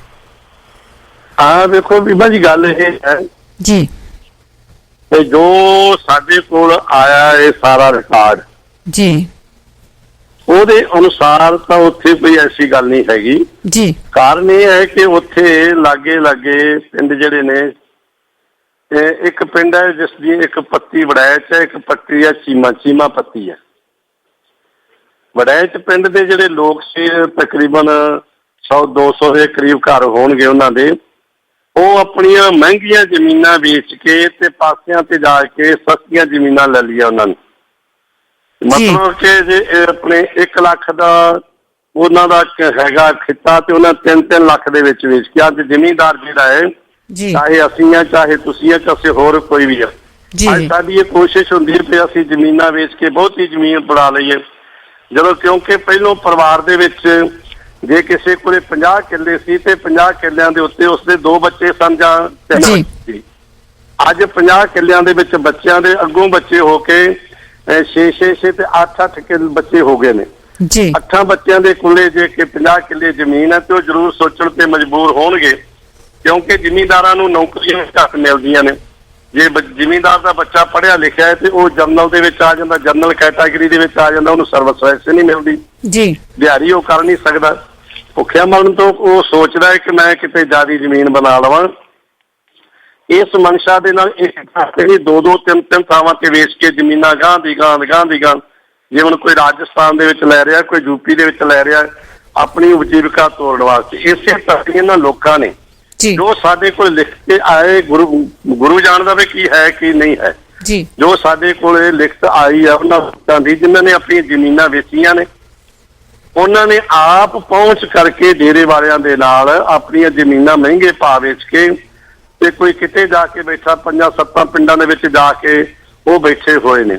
ਜਿਹੜੀ ਗੁਰਦੁਆਰੇ ਦੀ ਜ਼ਮੀਨ ਹੈ ਉਹ ਪੰਚਾਇਤੀ ਜ਼ਮੀਨ ਹੈ, ਪੰਚਾਇਤ ਤੇ ਉਹਨਾਂ ਨੇ ਗੁਰਦੁਆਰਾ ਬਣਾਇਆ। ਇਸ ਕਰਕੇ ਅਸੀਂ ਇਹ ਵੀ ਇੱਕ ਆਦੇਸ਼ ਕੀਤਾ ਹੈ ਕਿ ਪਹਿਲੋਂ ਤੇ ਗੁਰਦੁਆਰਾ ਨਵਾਂ ਬਣਨਾ ਨਹੀਂ ਚਾਹੀਦਾ। ਜੇ ਬਣਨਾ ਹੈ ਤੇ ਉਹ ਅਕਾਲ ਤਖਤ ਸਾਹਿਬ ਤੋਂ ਮਨਜ਼ੂਰੀ ਲਈ ਜਾਵੇ ਜੀ। ਗੁਰਦੁਆਰਾ ਬਣਾਉਣ ਤੋਂ ਪਹਿਲੋਂ ਜਿਸ ਜ਼ਮੀਨ ਤੇ ਗੁਰਦੁਆਰਾ ਬਣਾਉਣਾ ਹੈ ਉਹ ਜ਼ਮੀਨ ਗੁਰੂ ਗ੍ਰੰਥ ਸਾਹਿਬ ਦੇ ਨਾਂ ਤੇ ਹੋਣੀ ਚਾਹੀਦੀ ਹੈ ਜੀ, ਨਾ ਕਿ ਆਪਣੇ ਨਾਂ ਤੇ ਜ਼ਮੀਨ ਲੈ ਕੇ ਤੇ ਗੁਰਦੁਆਰਾ ਬਣਾ ਕੇ ਆਪਣੀ ਕਮਾਈ ਦਾ ਵੀ ਸਾਧਨ ਬਣਾ ਲੈਂਦੇ ਨੇ ਬਹੁਤੇ ਜੀ। ਉਹ ਪੰਚਾਇਤੀ ਜ਼ਮੀਨ ਸੀ, ਪੰਚਾਇਤੀ ਜ਼ਮੀਨ ਨੇ ਜ਼ਮੀਨ ਵਾਲਿਆਂ ਨੇ ਆਪਣੇ ਮਤੇ ਪਾ ਕੇ ਡੇਰੇ ਵਾਲਿਆਂ ਨਾਲ ਆਪ ਗੱਲ ਕੀਤੀ ਹੈ, ਉਹਨਾਂ ਦੇ ਵੱਲੋਂ ਕੋਈ ਪੇਸ਼ਕਸ਼ ਨਹੀਂ ਆਈ ਜੀ। ਇਹਨਾਂ ਨੇ ਆਪ ਪੇਸ਼ਕਸ਼ ਕਰਕੇ ਉਹਨਾਂ ਤੋਂ ਉਸ ਜ਼ਮੀਨ ਦੇ ਵੰਡੇ, ਜਿਹੜੀ ਕਿ ਉਹ ਜ਼ਮੀਨ ਦੇ ਨਹੀਂ ਸਕਦੇ ਸੀ, ਪੰਚਾਇਤ ਨੂੰ ਕੋਈ ਅਧਿਕਾਰ ਨਹੀਂ ਜ਼ਮੀਨ ਵੇਚਣ ਦਾ ਜੀ। ਇਹ ਤਾਂ ਪੰਚਾਇਤੀ ਅਫਸਰ ਜਿਹੜਾ ਹੈ ਉਹ ਆਪਣਾ ਇਹਦੇ ਤੇ ਡਿਸੀਜਨ ਲੈ ਸਕਦਾ, ਪਰ ਆਪ ਲੋਕ ਨਹੀਂ ਲੈ ਸਕਦੇ ਕਿ ਅਸੀਂ ਪੰਚਾਇਤੀ ਜ਼ਮੀਨ ਕਿਸੇ ਨੂੰ ਦੇ ਦਈਏ। ਉਹ ਵਰਤ ਸਕਦੇ ਨੇ, ਦੇ ਨਹੀਂ ਸਕਦੇ, ਪਰ ਉਹਨਾਂ ਨੇ ਫਿਰ ਵੀ ਇਹ ਗਲਤੀ ਕੀਤੀ ਕਿ ਉਹ ਜ਼ਮੀਨ ਦੇ ਕੇ ਉਹਦੇ ਇਵਜ ਵਿੱਚ ਉਹਦੇ ਬਦਲੇ ਡੇਰੇ ਵਾਲਿਆਂ ਦੀ ਜਿਹੜੀ ਆਪਣੀ ਉਹਨਾਂ ਦੀ ਜਾਇਦਾਦ ਹੈ, ਉਹਨਾਂ ਦੀ ਨਿੱਜੀ ਜਾਇਦਾਦ, ਉਹਦੇ ਵਿੱਚ ਉਹਨਾਂ ਨੇ ਉਨੀ ਜ਼ਮੀਨ ਲੈ ਲਈ ਜੀ। ਬਾਕੀ ਰਹਿ ਗਿਆ ਸੀ ਗੁਰਦੁਆਰਾ ਸਾਹਿਬ ਦਾ ਜਿਹੜਾ ਉਹ ਬਿਲਡਿੰਗ, ਇੱਕ ਕਮਰਾ, ਇੱਕ ਸਟੋਰ ਹੈ, ਇੱਕ ਨਾਲ ਮੇਰੇ ਖਿਆਲ ਕੋਈ ਬਾਥਰੂਮ ਆਦਿ ਹੋਵੇਗਾ। ਉਹਦੇ ਇਵਜ ਵਿੱਚ ਉਹਨਾਂ ਨੇ 10 ਲੱਖ ਰੁਪਈਆ ਲੈ ਕੇ ਆਨੰਦਪੁਰ ਸਾਹਿਬ ਦੇ ਵਿੱਚ ਇੱਕ ਬੁੰਗਾ ਬਣਾਉਣ ਵਾਸਤੇ ਆਪਣਾ ਮਤਾ ਪਾਸ ਕੀਤਾ ਹੋਇਆ। ਔਰ ਜਿਹੜੀ ਕਾਰਵਾਈ ਹੈ ਡੇਰੇ ਵਾਲਿਆਂ ਵੱਲੋਂ ਨਹੀਂ, ਇਹਨਾਂ ਵੱਲੋਂ ਡੇਰੇ ਨਾਲ ਸੰਪਰਕ ਕਰਕੇ, ਜਿਹੜਾ ਡੇਰੇ ਦਾ ਟਰਸਟ ਹੈ ਉਹਦੇ ਨਾਲ ਸੰਪਰਕ ਕਰਕੇ ਇਹਨਾਂ ਵੱਲੋਂ ਉਹਨਾਂ ਨੂੰ ਕਿਹਾ ਗਿਆ ਵੀ ਤੁਸੀਂ ਇਹ ਸਾਡੇ ਨਾਲ ਇਸ ਤਰ੍ਹਾਂ ਸੌਦੇਬਾਜ਼ੀ ਕਰੋ, ਤਾਂ ਉਹਨਾਂ ਨੇ ਕੀਤਾ ਸੌਦਾਬਾਜ਼ੀ। ਫਿਰ ਵੀ ਅਸੀਂ ਅਸਲੀਅਤ ਤੱਕ ਪਹੁੰਚਣ ਦੇ ਉੱਤੇ, ਡੂੰਘਾਈ ਤੱਕ ਪਹੁੰਚਣ ਦੇ ਉੱਤੇ ਕਿ ਇਹਦੇ ਵਿੱਚ ਕੋਈ ਭੇਦ ਛੁਪਾ ਕੇ ਤੇ ਨਹੀਂ ਰੱਖਿਆ ਹੋਇਆ। ਅਸੀਂ ਸ਼੍ਰੋਮਣੀ ਗੁਰਦੁਆਰਾ ਪ੍ਰਬੰਧਕ ਕਮੇਟੀ ਦੇ ਪ੍ਰਧਾਨ ਸਾਹਿਬ ਨੂੰ ਚਿੱਠੀ ਪਾਈ ਹੈ ਜੀ। 3 ਸੀਨੀਅਰ ਅਧਿਕਾਰੀਆਂ ਦੀ ਡਿਊਟੀ ਲਾ ਕੇ ਸਾਰੀ ਪੜਤਾਲ ਕਰਕੇ ਸਾਨੂੰ 5 ਦਿਨਾਂ ਦੇ ਅੰਦਰ ਅੰਦਰ ਸਾਰੀ ਰਿਪੋਰਟ ਭੇਜਣ, ਤਾਂ ਕਿ ਅਸਲੀਅਤ ਜਿਹੜੀ ਉਹ ਸਾਹਮਣੇ ਆ ਸਕੇ। ਅਸਲੀਅਤ ਇਹ ਹੈ ਜਾਂ ਹੋਰ ਕੋਈ ਹੈ, ਇਸ ਕਰਕੇ ਇਹਦੇ ਤੇ ਇਹ ਕਾਰਵਾਈ ਚੱਲ ਰਹੀ ਹੈ। ਜੀ ਬਹੁਤ ਬਹੁਤ ਧੰਨਵਾਦ ਜੀ, ਕਿਉਂਕਿ ਬਾਹਰਲੀਆਂ ਸੰਗਤਾਂ ਦੇ ਵਿੱਚ ਕਾਫੀ ਇਹਦਾ ਕਨਫਿਊਜ਼ਨ ਸੀਗਾ ਕਿ ਉਹ ਜ਼ਬਰਦਸਤੀ ਕਬਜ਼ਾ ਕਰ ਲਿਆ ਗਿਆ ਆ। ਤੇ ਤੁਸੀਂ ਆਪਣੇ ਬੀਜੀ ਟਾਈਮ ਦੇ ਵਿੱਚੋਂ ਸਾਨੂੰ ਥੋੜਾ ਜਿਹਾ ਟਾਈਮ ਦਿੱਤਾ ਆ, ਤੇ ਅਸੀਂ ਪੰਜਾਬੀ ਰੇਡੀਓ USA ਵੱਲੋਂ ਤੁਹਾਡੇ ਬਹੁਤ ਧੰਨਵਾਦੀ ਹਾਂ ਜੀ। ਗੁਰੂ ਬਖਸ਼ੇ ਸੀ, ਅਸੀਂ ਤਾਂ ਸੇਵਾਦਾਰ ਹਾਂ ਜੀ ਸਭ ਤੁਹਾਡੇ ਜੀ। ਵਾਹਿਗੁਰੂ ਜੀ ਕਾ ਖਾਲਸਾ, ਵਾਹਿਗੁਰੂ ਜੀ ਕੀ ਫਤਿਹ। ਪੰਜਾਬੀ ਰੇਡੀਓ USA ਸੁਣ ਰਹੇ ਸਾਰੇ ਸਰੋਤਿਆਂ ਨੂੰ ਬਲਵਿੰਦਰ ਕੌਰ ਵੱਲੋਂ ਪਿਆਰ ਭਰੀ ਸਤਿ ਸ੍ਰੀ ਅਕਾਲ। ਤੇ ਜੀ ਹੁਣ ਅਸੀਂ ਗੱਲਬਾਤ ਕਰਨ ਜਾ ਰਹੇ ਹਾਂ ਅੰਮ੍ਰਿਤਸਰ ਅਕਾਲ ਤਖਤ ਦੇ ਜਥੇਦਾਰ ਯਾਨੀ ਗੁਰਬਚਨ ਸਿੰਘ ਜੀ ਦੇ ਨਾਲ। ਉੱਥੇ ਜਿਹੜਾ ਉਹਨਾਂ ਦਾ ਬਿਆਨ ਆਇਆ ਸੀ, ਬਹੁਤ ਹੀ ਵਧੀਆ ਇਹ ਗੱਲ ਹੋਈ ਆ ਕਿ ਜਿਹੜੀ ਸਿੱਖਾਂ ਨੇ ਹੁਣ ਸੋਚੀ ਆ ਕਿ ਜਿਹੜਾ ਸਿੱਖ ਧਰਮ ਆ ਉਹਦੇ ਵਿੱਚ ਕੋਈ ਊਚ ਨੀਚ ਦਾ ਕੋਈ ਭੇਦਭਾਵ ਨਹੀਂ ਆ ਤੇ ਸਭ ਨੂੰ ਬਰਾਬਰ ਦਾ ਮੰਨਿਆ ਜਾਂਦਾ ਆ। ਤੇ ਜਿਹੜਾ ਉਹਨਾਂ ਨੇ ਹੁਣ ਬਿਆਨ ਦਿੱਤਾ ਆ ਉਸ ਤੇ ਅਸੀਂ ਗੱਲਬਾਤ ਕਰਾਂਗੇ ਕਿ ਜਿਹੜੇ ਗੁਰਦੁਆਰੇ ਆ ਉਹ ਗੁਰੂ ਗ੍ਰੰਥ ਸਾਹਿਬ ਦੇ ਨਾਂ ਤੇ ਹੋਣੇ ਚਾਹੀਦੇ ਆ ਤੇ ਭੇਦਭਾਵ ਤੋਂ ਬਿਨਾਂ ਸਾਰਿਆਂ ਨੂੰ ਆਉਣ ਜਾਣ ਦੀ ਖੁੱਲ੍ਹ ਹੋਣੀ ਚਾਹੀਦੀ ਆ।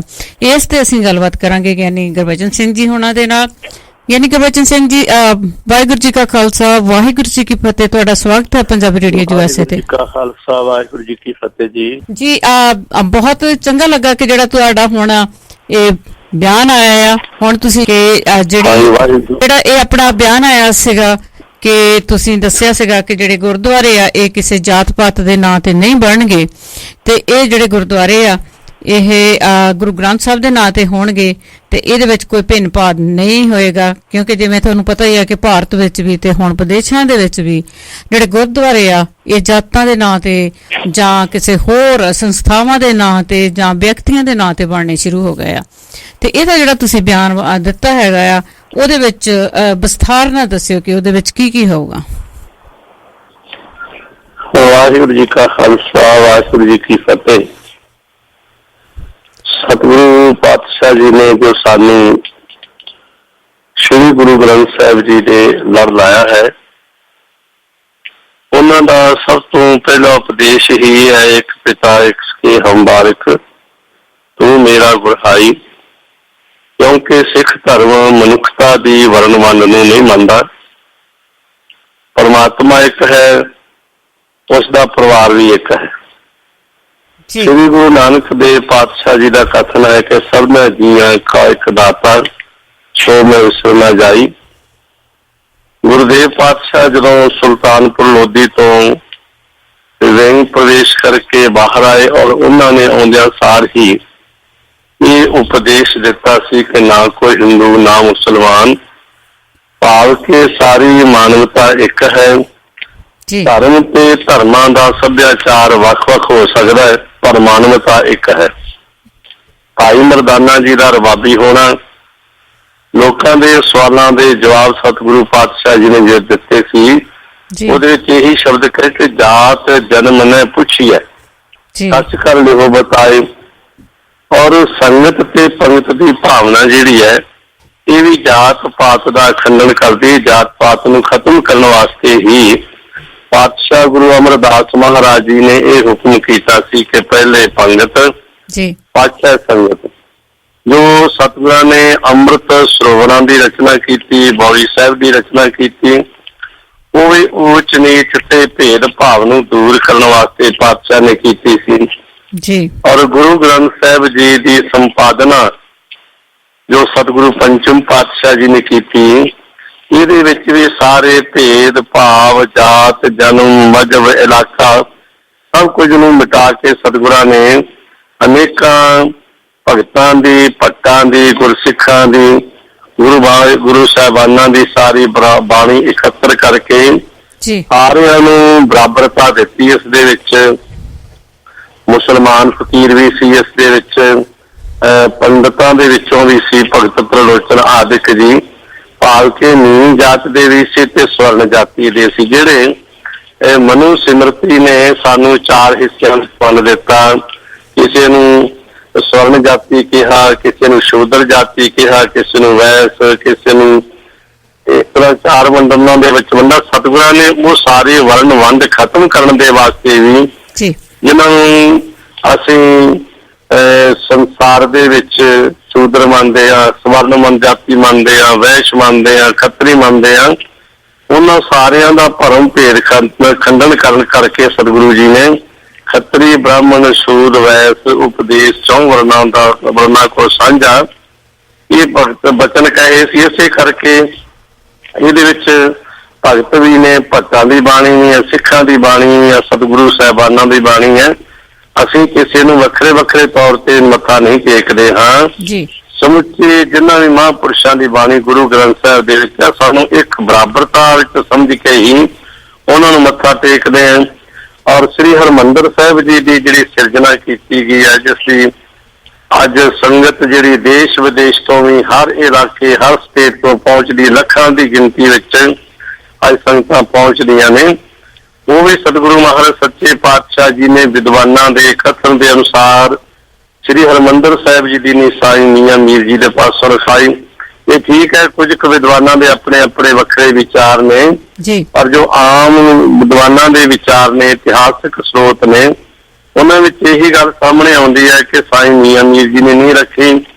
ਔਰ ਜਦੋਂ ਅਹਿਮਦ ਸ਼ਾਹ ਅਬਦਾਲੀ ਨੇ ਸ੍ਰੀ ਹਰਿਮੰਦਰ ਸਾਹਿਬ ਜੀ ਦੀ ਇਮਾਰਤ ਬਰੂਦ ਦਾ ਕੁੱਪਾ ਰੱਖ ਕੇ ਉਡਾ ਦਿੱਤੀ ਗਈ ਸੀ, ਤੇ ਦੁਬਾਰਾ ਜਦੋਂ ਇਮਾਰਤ ਦੀ ਇਸ ਦੀ ਜੋ ਅੱਜ ਅਸੀਂ ਦਰਸ਼ਨ ਕਰ ਰਹੇ ਹਾਂ ਤਾਮੀਰ ਹੋਈ, ਉਦੋਂ ਉਸ ਸਮੇਂ ਵੀ ਇੱਕ ਹਿੰਦੂ ਵੀਰ ਦੇਸਰਾਜ ਨੂੰ ਇਹਦੀ ਸੇਵਾ ਜਿਹੜੀ ਸੌਂਪੀ ਗਈ ਸੀ। ਭਾਵ ਕਿ ਇਹ ਸਤਿਗੁਰੂ ਪਾਤਸ਼ਾਹ ਜੀ ਸਾਰਿਆਂ ਲਈ ਸਰਬ ਸਾਂਝਾ ਧਰਮ ਅਸਥਾਨ ਤਿਆਰ ਕੀਤਾ ਹੈ, ਕੋਈ ਆਮ ਗੁਰਦੁਆਰਾ ਨਹੀਂ ਹੈ। ਸ੍ਰੀ ਹਰਿਮੰਦਰ ਸਾਹਿਬ ਹੈ, ਇਹ ਸਾਰੀ ਮਾਨਵਤਾ ਨੂੰ ਇੱਥੋਂ ਉਪਦੇਸ਼ ਮਿਲਦਾ ਹੈ। ਔਰ ਜਦੋਂ ਅਸੀਂ ਪਾਤਸ਼ਾਹ ਗੁਰੂ ਹਰਗੋਬਿੰਦ ਸਾਹਿਬ ਜੀ ਦੇ ਇਤਿਹਾਸ ਨੂੰ ਪੜ੍ਹਦੇ ਹਾਂ, ਉਹਨਾਂ ਦੇ ਵਿੱਚ ਸਿੱਖ ਵੀ ਨੇ, ਮੁਗਲ ਵੀ ਨੇ, ਪਠਾਨ ਵੀ ਨੇ, ਔਰ ਹੋਰ ਵੀ ਅਨੇਕ ਪ੍ਰਕਾਰ ਦੇ ਜਿਹੜੇ ਸਿਪਾਹੀ ਨੇ ਸਤਿਗੁਰੂ ਪਾਤਸ਼ਾਹ ਨੇ ਭਰਤੀ ਕੀਤੇ ਨੇ। ਔਰ ਜਿਹੜੀਆਂ ਸਤਿਗੁਰਾਂ ਨੇ 4 ਜੰਗਾਂ ਲੜੀਆਂ ਨੇ, ਉਹ ਵੀ ਕੇਵਲ ਜ਼ਬਰ ਤੇ ਜ਼ੁਲਮ ਦੇ ਖਿਲਾਫ ਲੜੀਆਂ ਨੇ।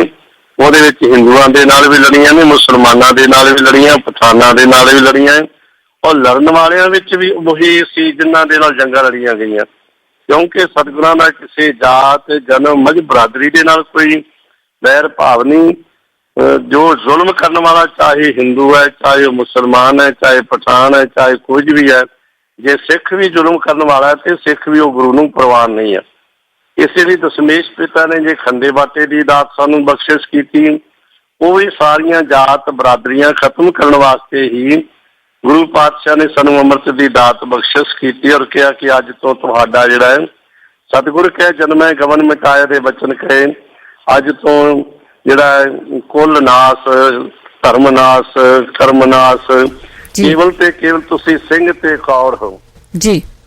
ਇਸ ਲਈ ਜੋ ਵੀ ਅੰਮ੍ਰਿਤ ਦੀ ਦਾਤ ਪ੍ਰਾਪਤ ਕਰਦਾ ਹੈ, ਚਾਹੇ ਉਹ ਕਿਸੇ ਹਿੰਦੂ ਘਰਾਣੇ ਵਿੱਚੋਂ ਆਇਆ ਹੈ, ਚਾਹੇ ਕਿਸੇ ਮੁਸਲਮਾਨ ਵਿੱਚੋਂ ਆਇਆ ਹੈ, ਕਿਸੇ ਈਸਾਈ ਘਰਾਣੇ ਵਿੱਚੋਂ ਆਇਆ ਹੈ, ਉਹ ਕੋਈ ਉਸ ਦੀ ਪਿਛਲਾ ਜਾਤ ਜਨਮ ਨੂੰ ਕੇਵਲ ਤੇ ਕੇਵਲ ਗੁਰੂ ਕਾ ਸਿੱਖ ਹੈ, ਗੁਰੂ ਦਾ ਸਿੰਘ ਹੈ, ਜੋ ਸਾਰਿਆਂ ਦੇ ਵਿੱਚ ਬਰਾਬਰਤਾ ਹੈ। ਔਰ ਮਹਾਰਾਜ ਨੇ ਤਾਂ ਬਚਨ ਵੀ ਕਹੇ ਸੀ ਨੇ ਕਿ ਹਿੰਦੂ ਤੁਰਕ ਕੋ ਰਾਫ ਜੀ ਇਮਾਮ ਸਾਫੀ, ਮਾਨਸ ਕੀ ਜਾਤ ਸਭ ਇੱਕ ਪਹਿਚਾਨ ਵੋ। ਔਰ ਅਸੀਂ ਕਿਰਤਮ ਨਾਵਾਂ ਨੂੰ ਇਹ ਜਾਤ ਸਮਝ ਰਹੇ ਹਾਂ। ਲੋਹੇ ਦਾ ਕੰਮ ਕਰਨ ਵਾਲਾ ਲੋਹਾਰ, ਚਮੜੇ ਦਾ ਕੰਮ ਕਰਨ ਵਾਲਾ ਸੁਨਿਆਰ, ਸੋਨੇ ਦਾ ਕੰਮ ਕਰਨ ਵਾਲਾ ਸੁਨਿਆਰ ਹੁੰਦਾ ਹੈ, ਜ਼ਿਮੀਂਦਾਰਾ ਕੰਮ ਕਰਨ ਵਾਲਾ ਜ਼ਿਮੀਂਦਾਰ ਹੁੰਦਾ ਹੈ। ਇਸ ਲਈ ਗੁਰੂ ਭਾਈ ਪਾਤਸ਼ਾਹ ਨੇ ਬਚਨ ਵੀ ਕਿਹਾ, ਸਾ ਜਾਤ ਸਾ ਪਤ ਹੈ ਜਿਹੇ ਕਰਮ ਕਮਾਏ। ਜਿਸ ਤਰ੍ਹਾਂ ਦਾ ਕੋਈ ਮਨੁੱਖ ਕਰਮ ਕਰਦਾ ਉਸ ਤਰ੍ਹਾਂ ਦੀ ਉਸਦੀ ਜਾਤ ਹੁੰਦੀ ਹੈ, ਤੇ ਜਾਤ ਸਾਡੀਆਂ ਆਪਣੀਆਂ ਬਣਾਈਆਂ ਹੋਈਆਂ ਨੇ। ਔਰ ਸਿੱਖ ਰਹਿਤ ਮਰਜ਼ਾਦਾ ਵਿੱਚ ਗੁਰਦੁਆਰੇ ਸਿਰਲੇਖ ਦੇ ਵਿੱਚ ਬਿਲਕੁਲ ਸਪਸ਼ਟ ਲਿਖਿਆ ਹੋਇਆ ਹੈ ਕਿ ਸੰਗਤ ਵਿੱਚ ਬੈਠਣ ਲਈ ਵੀ ਸਿੱਖ ਅਸਿੱਖ ਛੂਤ ਛਾਤ ਜਾਤ ਪਾਤ ਊਚ ਨੀਚ ਦਾ ਭਰਮ ਜਾਂ ਵਿਤਕਰਾ ਨਹੀਂ ਕਰਨਾ। ਗੁਰਮਤ ਦੀ ਜਿਹੜੀ ਰਹਿਣੀ ਹੈ ਉਹਦੇ ਸਿਰਲੇਖ ਵਿੱਚ ਵੀ ਸਤਿਗੁਰਾਂ ਨੇ ਆਪਣੇ ਵਿਦਵਾਨਾਂ ਨੇ ਜਿਹੜੇ ਨੇ ਉਹਦੇ ਵਿੱਚ ਲਿਖਿਆ ਕਿ ਛੂਤ ਛਾਤ ਨਹੀਂ ਮੰਨਣਾ। ਔਰ ਫਿਰ ਆਨੰਦ ਸੰਸਕਾਰ ਦੇ ਵਿੱਚ ਵੀ ਸਤਿਗੁਰੂ ਪਾਤਸ਼ਾਹ ਆਪਣੇ ਜਿਹੜੇ ਗੁਰੂ ਦੇ ਸਿਧਾਂਤ ਦੇ ਅਨੁਸਾਰ ਵਿਦਵਾਨਾਂ ਨੇ ਲਿਖਿਆ ਕਿ ਸਿੱਖ ਸਿੱਖਣੀ ਦਾ ਵਿਆਹ ਬਿਨਾਂ ਜਾਤ ਪਾਤ ਗੋਤ ਵਿਚਾਰ ਦੇ ਹੋਣਾ ਚਾਹੀਦਾ ਹੈ ਜੀ। ਰਹਿਣ ਤੋਂ ਭਾਵ ਜਦ ਪ੍ਰਮਾਤਮਾ ਦੀ ਕੋਈ ਜਾਤ ਨਹੀਂ ਤਾਂ ਉਹਦੇ ਸਿਰਜੇ ਮਨੁੱਖ ਦੀ ਜਾਤ ਕਿਉਂ ਹੈ, ਇਹ ਵਿਚਾਰਨ ਵਾਲੀ ਗੱਲ ਹੈ। ਇਸ ਲਈ ਗੁਰਦੁਆਰੇ ਜਿਹੜੇ ਜਾਤ ਬਰਾਬਰੀ ਦੇ ਨਾਂ ਉੱਪਰ ਨਹੀਂ ਹੋਣੇ ਚਾਹੀਦੇ। ਗੁਰਦੁਆਰਾ ਸਾਹਿਬ ਤਾਂ ਜਾਤ ਬਰਾਦਰੀ ਖਤਮ ਕਰਨ ਦੇ ਲਈ ਹੈ। ਇੱਥੇ ਆਣ ਕੇ ਤੇ ਅਸੀਂ ਇੱਕ ਲੜੀ ਦੇ ਵਿੱਚ ਆਪਣੇ ਆਪ ਨੂੰ ਪਰੋਣਾ ਹੈ। ਜੇ ਅਸੀਂ ਗੁਰੂ ਘਰ ਹੀ ਆਪਣੇ ਆਪ ਨੂੰ ਇੱਕ ਦੂਸਰੇ ਤੋਂ ਵੱਖ ਕਰਨ ਵਾਸਤੇ ਤਿਆਰ ਕਰ ਲਏ ਤੇ ਫਿਰ ਅਸੀਂ ਇਕੱਤਰ ਕਿਸ ਸਿਧਾਂਤ ਦੇ ਉੱਤੇ ਹੋਵਾਂਗੇ।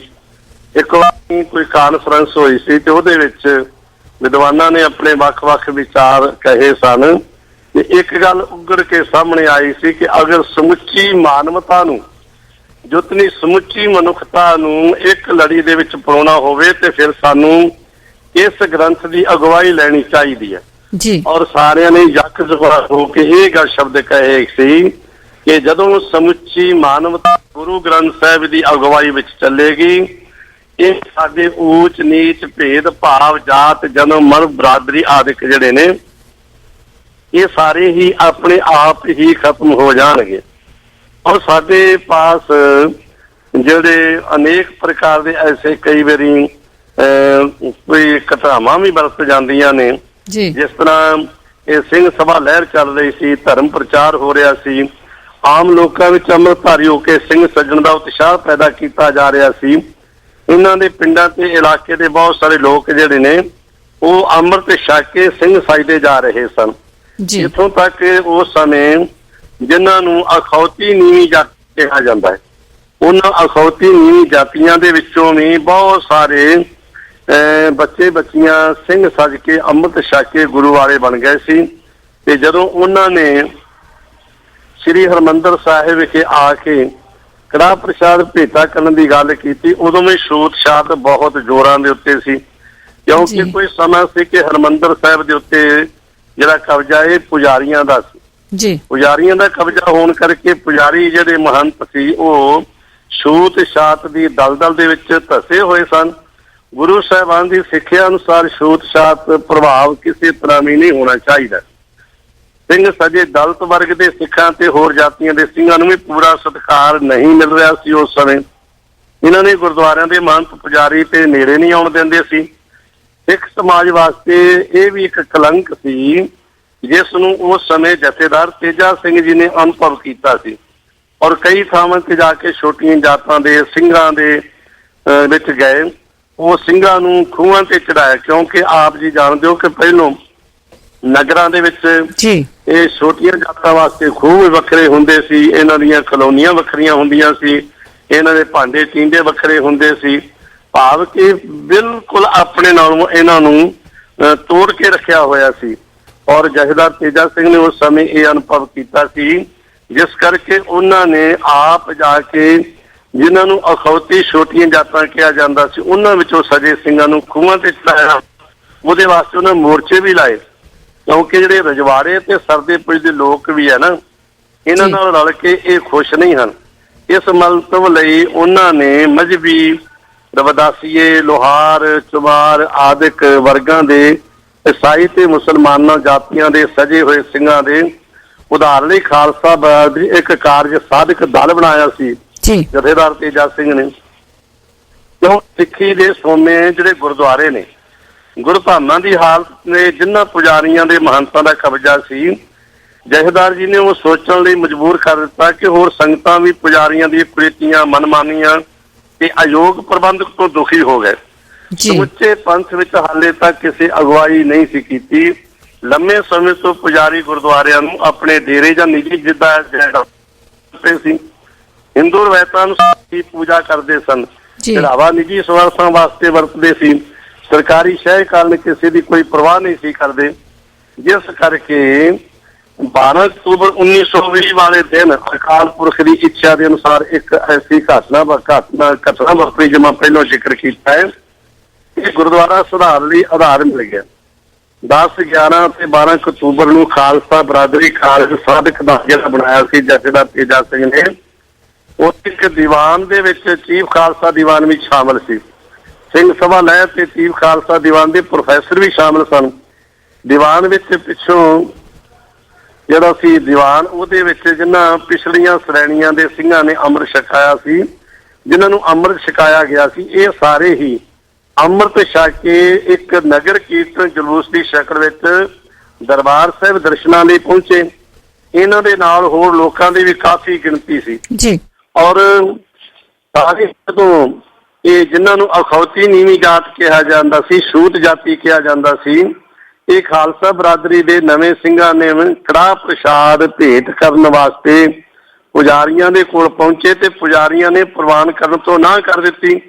ਅਰਦਾਸ ਵੀ ਨਾ ਕਰਨ, ਝਗੜਾ ਸ਼ੁਰੂ ਹੋ ਗਿਆ।